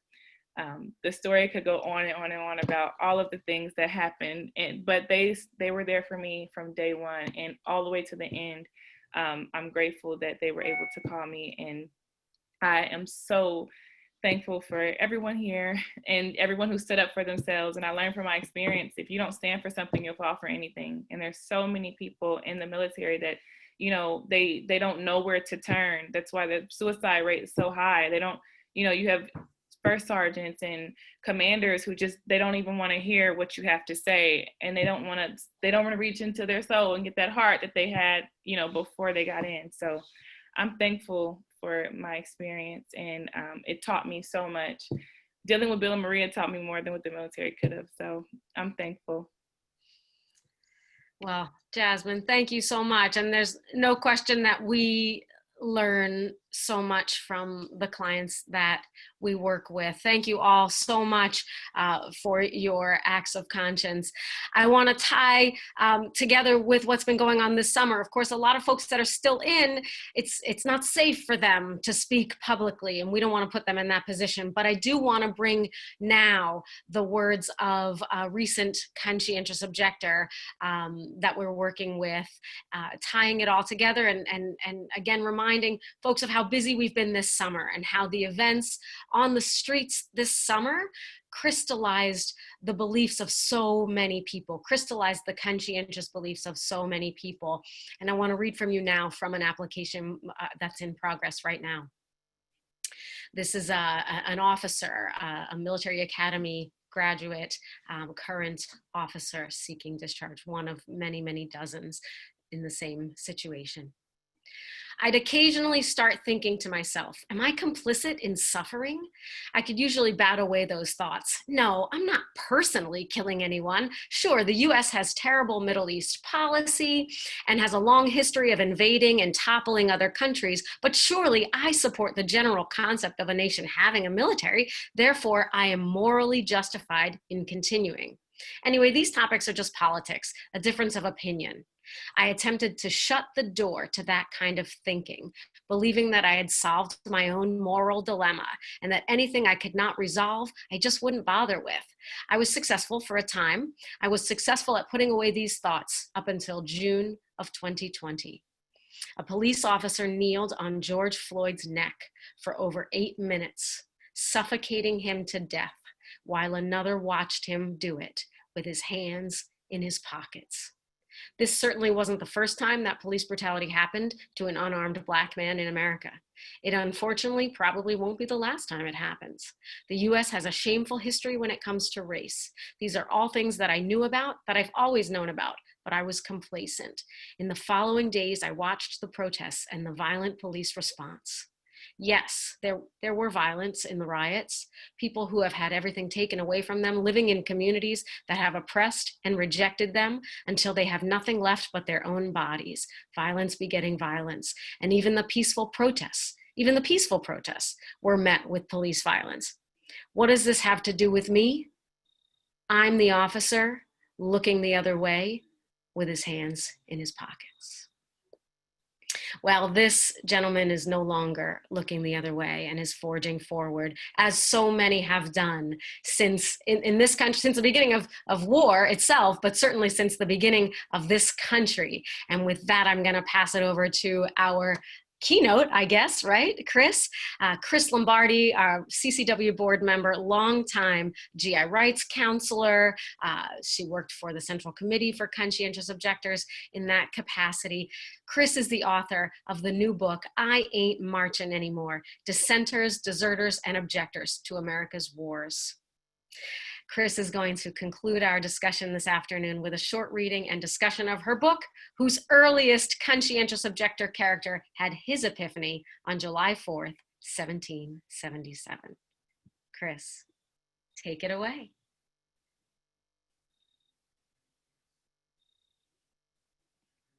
Chris, are you with us? You need to unmute yourself. Chris, I think are you muted? Here, I can unmute you. Oh, here. Hey. There you are. All right. It's amazing. It's an amazing to hear everybody. You know, I did a little bit in the chat, like seeing Judith here like for the first time in like 20 years, and it's been amazing. And I'm so inspired by everybody here, and realizing that. So I don't need to say very much about my own experience with CCO and everything because you guys did it. And I brought all these toys, you know, these pieces of paper, you know, like a letter from Dr. Dell's son, Lewis. But I thought, you know, this is something that I can show you later, but it's not really important to me right now. I was wrong about July 4th. July 4th was the first date of a different incident in my book. The book that I'm doing right now is September 11th, 1777. So welcome to September 11th, 1777. The people with conscience, the confrontation with your own conscience has been around, as Maria says, forever, and in our country certainly since the 1700s. But shut up and start reading. So I'll tell you a story. By the time Jacob Bitter's unit marched, one could smell the blood as far as Brandywine Creek. Chadds Ford, Pennsylvania, was beautiful on September 11th, 1777. Succession wooded hills made for a steep climb, both for the British and the insurgent Continental Army. In between hills, level ground allowed for fierce fighting. Quote, I mentioned that the enemy were advancing and had begun a candidate, George Washington wrote to Congress. These guys wrote letters in the middle of battle. They wrote letters to Congress. I would now beg to leave to inform you that they've kept a brisk fire from the artillery ever since. Jacob Ritter, a young member of the Pennsylvania militia, watched as his active duty standing troops took casualties. Quote, the bomb shells and shot fell round me like hail, cutting down my comrades on every side and tearing off the limbs of the trees like whirlwind. The very rocks quaked, and the hills that surrounded us seemed to tremble with the roar of the cannon. Quote, Ritter's unit stood ready, sweating somewhat in the summer heat. By nightfall, hundreds were dead on both sides. The Army's newest officer, the Marquis de Lafayette, was shot in the leg as his platoon withdrew. It was then the Pennsylvania militia units ordered to march forward to the charge. Our waves light over the dead and dying, and I saw many bodies crushed to pieces beneath the wagons, and we were spattered with blood.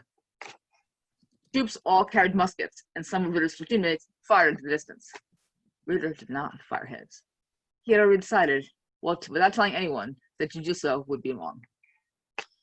Raised Lutheran, Ritter knew that there were people who did not believe in war. As a child, he had sneaked to a Quaker meeting house. Now a member of the Pennsylvania militia, he had been seized just that morning by an unlutheran conviction that, quote, it was uncontrary to the divine will for a Christian to fight. They stood completely still amid mortars of transport.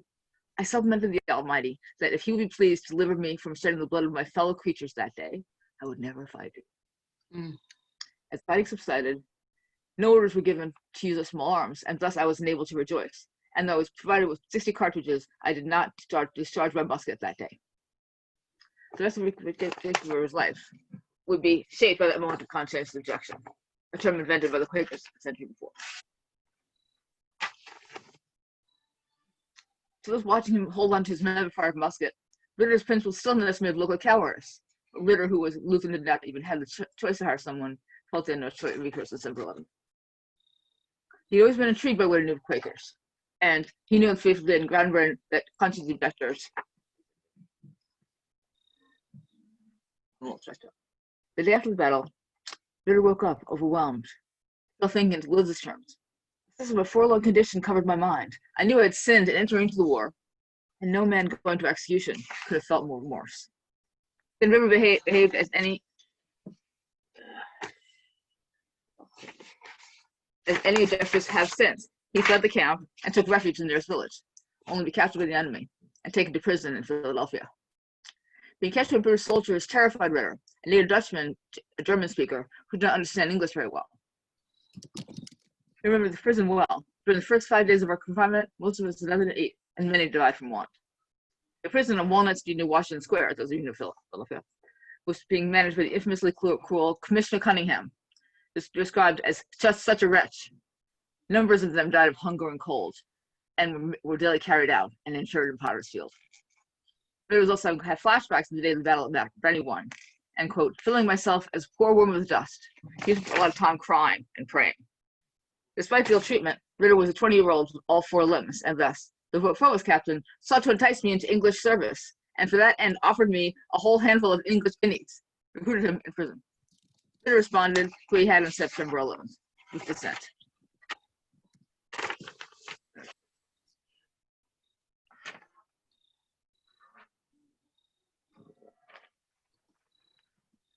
And eventually he was, that people, some of his family knew people who were Quakers who could communicate with the prison, and a bunch of Quakers came and took him home. And he eventually became a white Quaker, and eventually was traveled all around the state, not around the country, talking about war, his experience in war. And with the reason I mention this, one thing the book starts that way, it also the looking at your own conscience and seeing yourself as a citizen is really important. The book is about citizenship, and this everything that we do, the military is about people claiming their citizenship and changing the definition of citizenship to expand it. And that's what we're doing every day. And thank you so much, everybody. Thank you, Chris. So be on the lookout. Chris's book drops, is it November 3rd? It's November 10th is the official date. November 10th. Yeah, the day before Veterans Day. Again, I Ain't Marching Anymore, and it's a sweeping history of objectors to America's war. And with that, we are concluding the formal presentations for our gathering, but I want to open up for folks who have any comments, if they want to. It's just about 7 o'clock. We have about 4 minutes, but if people want to hang out and chat, we can certainly do that. If anyone wants to tell their story of conscientious objection or ask questions of anyone who's presented today or anyone that's with us. And just a reminder, we'll send out a link, or we'll post a link on our website, centeronconscience.org, to this recording. And please sign up for our newsletter if you don't already receive it. We won't bother you very much, I promise. I wasn't able to be on all the time, so I don't know whether there was much mention of the War Resisters League. And of course, CCCO shifted and got field workers, which was a shift for their book kind of orientation to in the field. Bill Galvin was their first field work from Philadelphia, but also Joe Tatinsky in Chicago also instituted having field workers. Thank you, Bill. Maria, I'm curious to hear if there's new things that you guys are working on or ideas moving forward. In the chat, Bill Gavin had mentioned a resource for military chaplains. That sounds really exciting. I'm curious if he wants to say something about that. I imagine it's going to be different for Army, Navy, and Air Force, or anything he wants to say about that. Okay, well, the military policies for conscientious objectors are based on the DoD instruction. I mean, each branch does have their own regulations, so there is some slight difference between the various branches, but the overall policy is pretty similar and basically the same between the branches of the military. But this chaplain's manual we're working on, I mean, it's been in the hopper for a long time, and part of the problem is, me as somebody who's been a pacifist pretty much my whole adult life, how can I say things that have to be said in a way that people who have committed their lives to the military can really hear and understand and respond to in a good way. And that's been a real struggle, and I think I'm better able to do that now than I would have been a decade or two ago. I think all the years of experience helped me with that, but I think it's still a struggle. But we're working on it. And what, Maria, you're hoping we get it out before the year is up? Is that what you said? Yeah, so for our longtime supporters, if you remember our old website and you haven't visited our website because this whole year has been nuts, in January or February, we our wonderful friend Jeff Patterson, who was a conscientious objector during the Gulf War. He's a digital designer and also the founder and director of Courage to Resist, which supports resistors in a number of capacities. Jeff redid our website. Please visit our website if you haven't seen it recently. It's beautiful. And we're updating some of the PDFs that are on there. And we have an intern this semester who's working remotely, and thank you to everyone who's leaving. Folks are saying goodbye, so thank you so much to folks who have to go. But we're updating all the PDFs, and as part of, with designs, trying to make them a little more modern, so they meet the design of the new website. And with that, we want to get the chaplain's manual, which we've been working on for a while, finally up on the website and as a resource available, because chaplains have a powerful role in this process, and many of them don't know how to help. Some of them are ignorant to the law. They say, maybe a Catholic can't be a conscientious objector because their church teaches just war. They think maybe an atheist can't be a conscientious objector because they have no faith. Of course, we've heard today about how that is not true, and that is not the law. And so we want to do our part to both, educate chaplains, but also really urge them to do the right thing and support conscientious objectors and the ways that they can do that and still, maybe be true to where their conscience is leading them. So. This is David Fink, tuning in from Oberlin, Ohio. And I had put up a tribute to Jeremy Mott, and I guess it yes. started a lot of recollections of people who had worked with and benefited from that connection with him. A word I haven't heard today, and I'm sorry I missed some of it, is moral injury.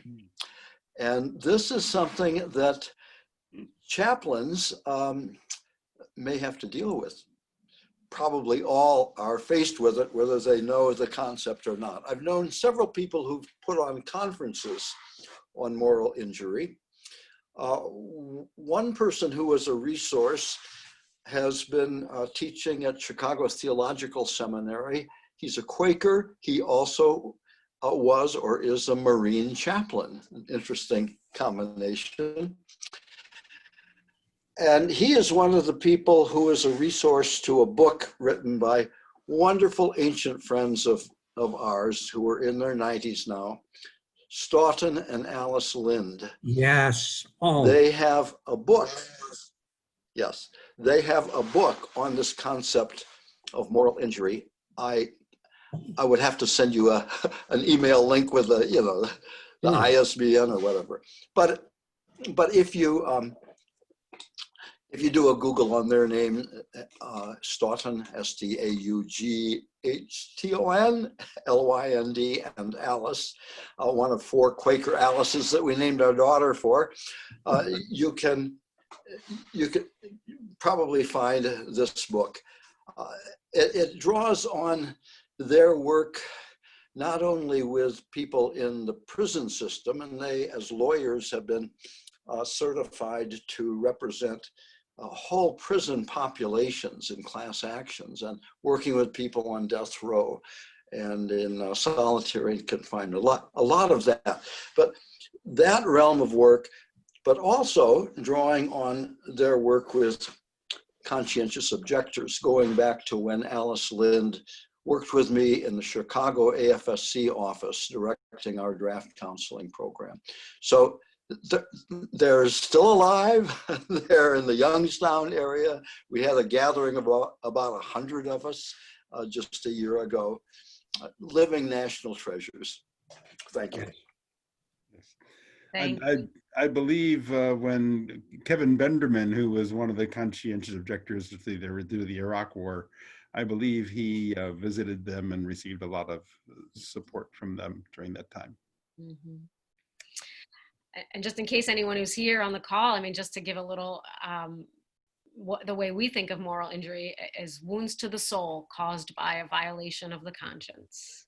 And that is true. And we believe that, the act of, taking the step of proactively reclaiming your conscience through the process of applying for conscientious objection, or even just acknowledging, like even those that we heard from today who didn't apply for conscientious objection, but now have some clarity in their position and where they stand about war. That's a healing, it's part of a healing process. And we see a lot of, when people first contact us, we see a lot of fear, a lot of anger sometimes, and then just the simple act of beginning that application, putting it on paper can be so cathartic, and then making your beliefs known to your command. I mean, you think about it right now, the military conscientious objectors that we work with, their applications are adjudicated at the level of headquarters, the highest level of the chain of command, the level of the Pentagon. So their words, like that passage I just read to you from that application, that's gonna be read by military brass, Yeah. So we love it. Maria, let me call attention to the chat, because Thad has just posted a link to the resource that I mentioned. Oh, very good. Thank you. Yeah, please, everyone, if you're not looking at the chat, select that option. I seem to recall a conference under the last director of CCW that had a bishop who was also a chaplain in the military. And he talked about moral injury, and it was at a church on Thomas Circle. Christian churches on Thomas Circle. Yes. Yeah. The Christian church. Yeah, it's the Christian church. That was when the whole moral injury conversations were really started. You're thinking of Kaiser, Herman Kaiser is, I Right. think. Okay. That's probably it. Yeah, he died a couple of years ago, but he Ah. was a Reformed Christian, I think Christian Reformed Church chaplain in active duty back during the Vietnam War. But he stayed on for, I mean, by that time he had been like at the Pentagon, having influence on policies, and he spent his whole life working hard to try to get the definition of conscientious objection expanded to include objection to a particular war. Right. Because Yes, that's a goal we haven't got to. Yeah, that was rooted in his experience as a chaplain in Vietnam, dealing with the folks who were coming to him and saying that you don't qualify under the law. But he came to realize that the law needed to change. Yeah, and we still need to get there. Because most churches teach a form of just war theory, but yet if that's something you believe, you would be, you would not meet the letter of the law. Though our expertise can assist in that, because we believe in an authentic and honest presentation of information, but also one can be honest and authentic and still be strategic and prove that you meet the letter of the law. For example, if you believe that nuclear weapons are immoral, well, then you object to war in the modern era. If you believe that weapons of mass destruction are immoral, if you believe that, collateral damage, excessive, assassination of civilians is against your conscience, you would. Well, if you look at the tests for the just war theory, there aren't any left. That's right. That's right. That's correct. While we're thinking of old time folks that we want to remember and honor, I mean, we used this quote, we use it in our materials now. It's a quote from the CCCO Handbook for Conscientious Objectors. And once when I was doing a workshop, and Joe Tuchinski was in the audience, his name's already been mentioned here. He used to work for CCCO. And he came up to me afterwards and he said, "I'm so glad you used that quote. That was Arlo Tatum at his best." And it's a quote dealing with this issue of selective objection. And then this is the quote. "Some will fight only when Allah commands, and Allah remains silent. Some would fight only in Armageddon, which seems to always lie in the future. Some would fight if there were no nuclear weapons, but there are. Some would fight if certain theoretical criteria could be met, but they can't be. And in the meantime, these people may find themselves conscientiously opposed to participation in war in any form, and can say so honestly." Awesome. Thank you. In any war that they might be called for, and the Supreme Court said Congress was not anticipating a theocratic war. That's right. You could fight in Armageddon. That's right. That's right. That's right. Yeah, I'll have some, but can I open up and invite voices that maybe haven't spoken yet? Hi, Wayne Farron here. I was a CO during the Vietnam War and did alternate service as a conscientious objector out of Philadelphia at the Academy of Natural Sciences, doing work in science. And my claim was ecological, and it was submitted prior to the Welsh decision by 1 week. And so it was argued under the Seeger decision. And I think it was an interesting combination of things, but I have a book coming out in about 2 months called Conscientious Objector, A Journey of Peace, Justice, and the Environment, which details the whole story, including all my testimony with the board and arguments regarding this. And I cover the lives of a few other COs, including John Braxton, a good friend from Philadelphia, who did 16 months in federal penitentiary for refusing to go. And so his testimony is part of this as well. So I think it'll be an important record for how that argument was made, given climate change and the impact of war today, and how conscientious objection before my board in Camden, New Jersey, was decided to include an ecological claim. So I'm happy to announce that, and hopefully my publisher will see that it comes out in 2020 as I had hoped. If not, it'll be early 2021. Thank you. Mazel tov. Congratulations. Wayne, please let us know and we'll share it with our constituency as well when it comes out. You give us an interesting opportunity. You give us an opportunity to point out some interesting facts about these modern conscientious objectors that we're working with as well, because ecological concerns are common. You know, the Pentagon is an enormous consumer of resources, of fossil fuels specifically. Also, wars because of climate change. You know, wars will be fought because of resources and because of climate change going forward. Also, shout out to the vegan conscientious objectors. I must say, a lot of people come to their view of conscientious objection to war through an animal rights perspective. You know, they might become vegan for protection of animals, and then they realize, wait a minute, if I won't kill animals, why am I killing people? So we have an interesting variety of There's a woman in Israel who got out of the IDF arguing of the incurable sexism of the system too. The patriarchy of militarism is huge, of course, and she convinced them. She got out. So yeah, there's all kinds of arguments to be made. Absolutely, absolutely. I see that Peter Goldberg has been on, and I just want to say for all the lawyers, right, in the National Lawyers Guild and others, gave their time willingly to help others, I'm grateful.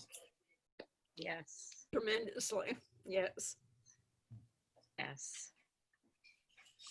Yeah. Any other folks that would like to say something to add to this conversation? Well, one thing that hasn't been mentioned is the work of prisoner visitation and support that Bob Horton and Honey Knott started up. I think sometime was it started during Vietnam? No, you have to say its antecedent goes back to a committee of the original National Board for Religious Objectors. There was a committee there. They basically inherited the shell of that. Right. And they still continue today. My wife is a visitor at a federal prison for them. The office is on Cherry Street also. Right. Nice. And also the Peace Tax Fund, Jack, who's speaking now, is the former director. Yes. The Peace Tax Fund, which is, and our dear and late Congressperson John Lewis introduced legislation every year for how many decades to establish a Peace Tax Fund and allow conscientious objectors to war taxation. Right. Jack, is there any news on getting another sponsor for those bills? Oh, there is a new sponsor. Yeah, the last bill was also sponsored by the congressman from Massachusetts, whose name I forget. But if you go on the website, Jim McGovern. I think it is.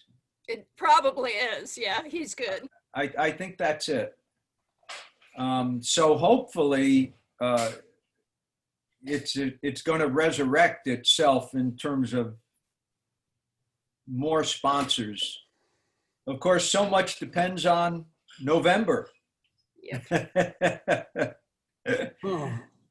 going to have deliverance, I hope, in this.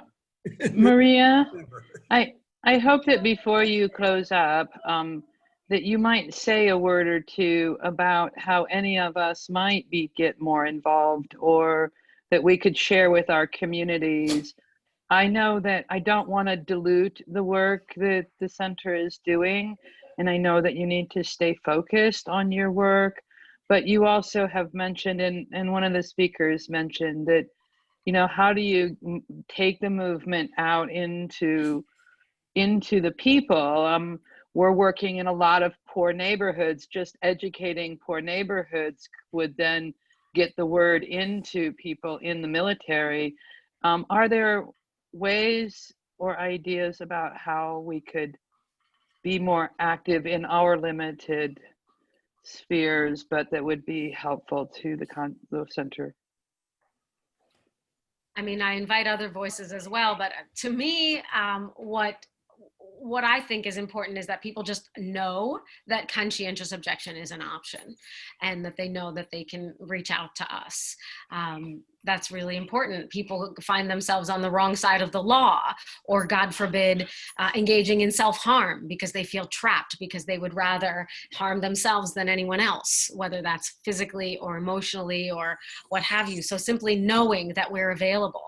You know, this summer when folks were, being told, and it was a great effort and it was a noble effort and it drove a lot of, traffic our way, but there were folks kind of out on the street telling, National Guard members or other active duty members to resist, but it's like, how do I resist? What do I do? Where do I go?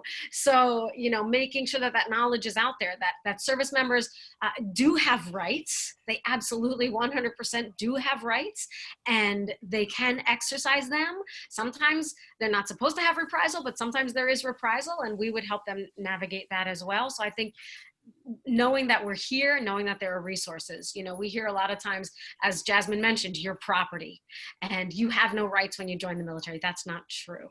You absolutely do. So having folks know that conscientious objection isn't just a relic of the past. People think, oh, that was something for the draft era.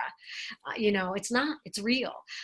We have noticed a lawlessness at the higher levels of command, which, I'm sure you can imagine, complete lawlessness, as Jonathan mentioned earlier with that Navy commander, what happened, and the Secretary of the Navy at that time, who was forced to resign.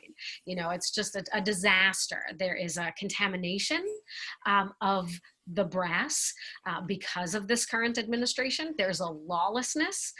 There's rampant racism, disregard for just basic policies, blatant, flagrant, disregard for law and policy. That is, no question, has been in effect since February 2017. It took them a couple weeks to get their bearings, but they have taken this and run with it. Fish rots from the head, they say, right? So, So, let's keep that in mind as we move forward toward November. But yeah, we've noticed it. I've noticed a change in how the military operates. And we were told, right? We were told in the winter of 2016 that our institutions had protections and that the ship moved slowly, the lumbers, and change is slow to occur. Not true. When somebody knows they have a free pass to be a racist, to be a white supremacist, to be a misogynist, to be a sexual abuser, to be an emotional abuser, they do it. And all of those things are inherent in the military and have increased exponentially. And I also want to add, I mean, that was really great. Okay, but I also want to add that, and for as young folks are approaching draft age, and I think men and women might be wanting to think about this, I think it's important to also talk about issues of conscience and what registration for the draft is about, so people can make informed decisions. And I think everybody probably knows some folks of that age that.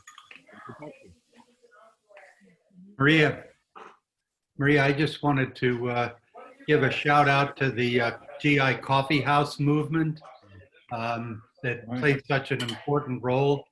I was part of the last coffee houses in both Europe and the United States with GI Coffee Strong and Clearing Barrel. But there are many, many others going back to the Vietnam era. The Oleo Strut, the Half Shelter, just on and on. So I think that was an important thing. I think one of the things that, boy, there's a lot of noise. I think one of the things that we can, a lot of us are older perhaps, but I think the use of social media is a way to broaden the connections. Nowadays, people just look at their cell phone and their smartphone, and that's how they connect to the outside world. And so that would be a way to go. I can't compete with the noise. I don't know who's not muted, but okay, I think we got it. All right. Sorry. All right, thanks. Thank you. Just to build on what Bill said, I think there is going to be a debate in the next year in Congress for the first time in decades about selective service, and Congress is going to be making a choice of either to try to expand selective service registration and all of the penalties and the problems that Maria and Ethan talked about to women as well, putting us in the position of needing to work with young women about how they would respond to that. Or on the other hand, finally, after 40 years of draft registration, putting an end to it and reining in military planning in that way. I think that's an issue both for us older folks. It's an opening to be talking to Congress about an issue that Congress has not addressed in many years. And it's also particularly an opportunity because most of the young women who would be asked to sign up and put their name on a list indicating their willingness to fight whatever wars whoever is in the White House supports aren't yet aware of this threat. So consciousness raising there, getting this out, talking to high school women, to college women, to peace studies and women's studies classes. This should be a major topic of debate over the next year. And the people like those on this call are the ones, if it's going to happen, who would be the ones to instigate that. So that's a place where I think we could have some real effect in raising the issue. In addition to what Ed said, there's also a possibility in the coming year of the legality of the draft coming before the Supreme Court, because the challenge to the legality of draft registration as on the basis of sex discrimination was punted effectively to the Supreme Court by the Federal Appeals Court in Texas, saying that they were bound not to consider the merits of the case by the precedent that was set in 1985 by the Supreme Court, upholding the draft against that same challenge. But the rationale for the Supreme Court decision in 85 was that it was reasonable to exclude women from the draft because the purpose of the draft was to ensure enough soldiers for combat, and women were excluded from combat. Since that's no longer true, the rationale for the Supreme Court decision no longer exists, but the precedent still exists, and it's up to the Supreme Court potentially to decide whether to stay out of that case or to take it up again and reconsider that precedent. And that would be coming to the Supreme Court around New Year's for a decision of whether to take the case. Wow. And lest anyone be sanguine about what a new Democratic Congress and president might do, last week, candidate Biden came out officially endorsing the expansion of selective service registration to women. And my representative, Rep. Pelosi, Speaker of the House from San Francisco, has also in the past strongly supported that. So we will have the full support of the Democratic Party establishment in favor of the expansion of selective service registration to women. Which is why, oddly enough, the Supreme Court route could actually potentially be more promising, since the Supreme Court supposedly doesn't make policy decisions like that, but instead decides is the law as written valid or invalid, and they wouldn't have authority to expand the law. They would only have the choice between upholding it and striking it down. can I jump in here? Yeah. Hi Maria. Hi everybody. My name is Kate Connell, she, her. I'm Director of Truth and Recruitment, which is in Santa Barbara and Chumash land. And I just wanted to let people know that there is a group. We do a lot of work in schools on counter recruitment, and we also have done some work around the selective service issue. But there is a group that's been just started to meet of different counter recruitment people, citizens, patriotic citizens, who've been looking at how to do virtual counter recruitment because the military is continuing to recruit virtually. And so we have just had our first meeting, and we're planning on doing workshops on both like school curriculums with the help of teachers, as well as social media. So if you're interested, I did put my email in the chat. If you're interested, I would forward that to the facilitators.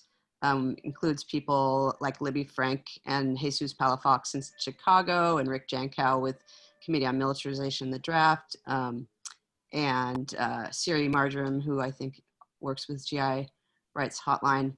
So just wanted people to be aware of that. And I did put a few links in the chat because we did do a virtual town hall with our local representative, who also supports expanding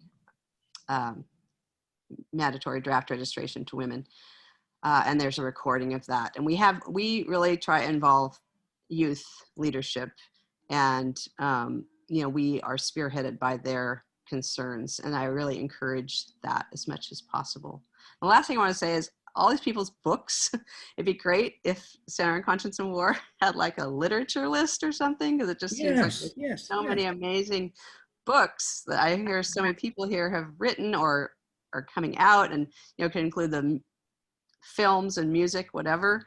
It might be kind of cool. I mean, maybe that's something Truth and Recruitment should do, but since all the people are here. So anyway, and yeah, I just really appreciate the Center on Conscience and War as well. And great to see Dan Seeger.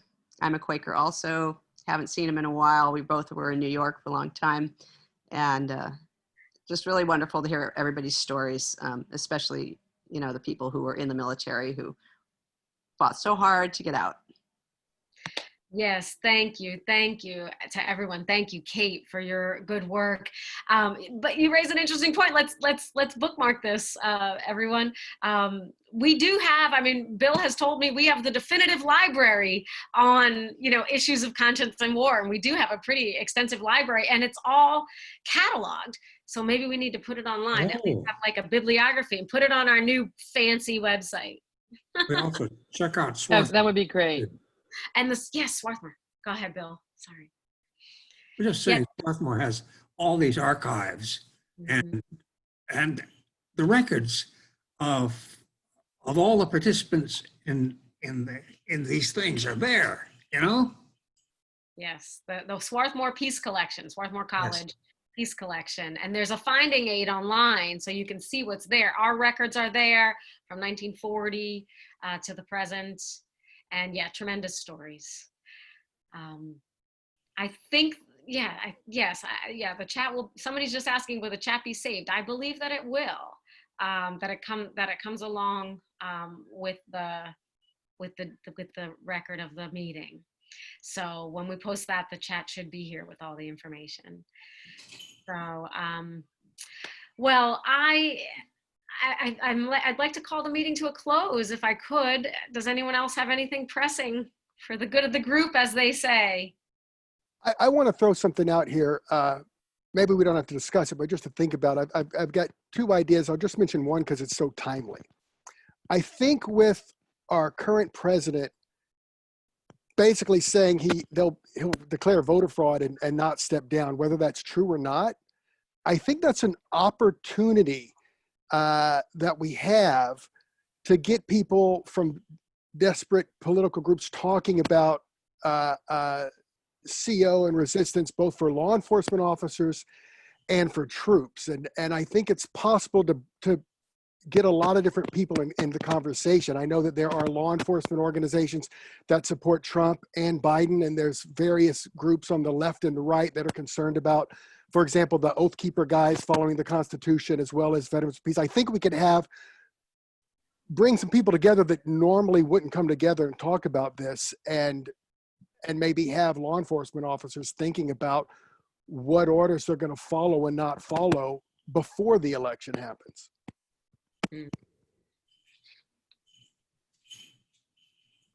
Thank you. Yeah.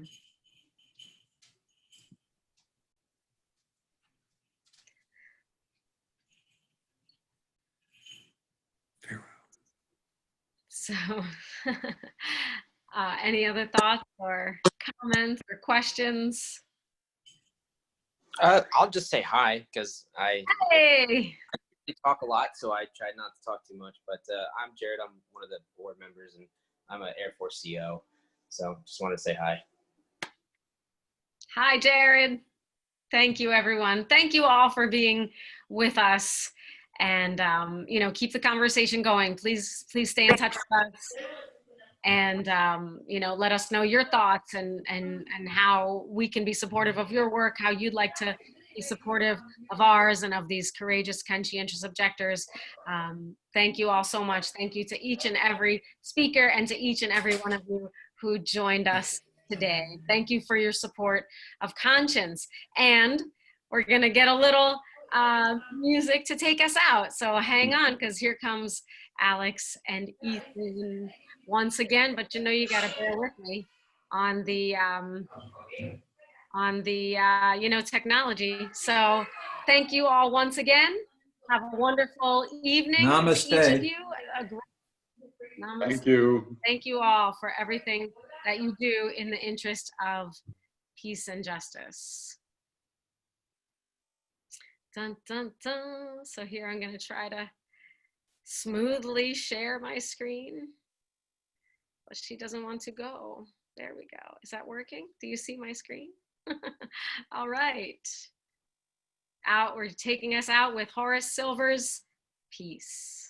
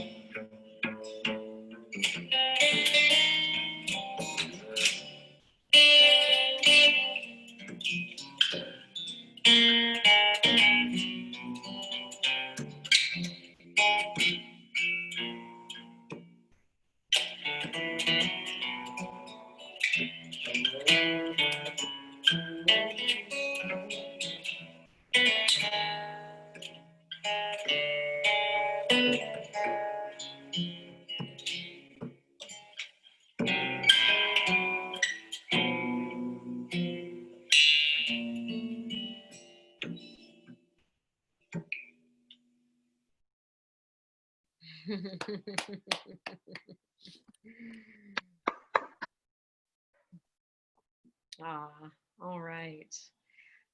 Thank you, everyone. Good night. With all gratitude. Whoops. Thank you all. Good night. Thanks. Thank you. Thank you, everyone. Thank you to our founders. Thank you to everyone who had the foresight to put this organization into place, and to everyone who keeps us going. Thank you. And thank you, Maria, for your good work. Thank you. Bye. Peace.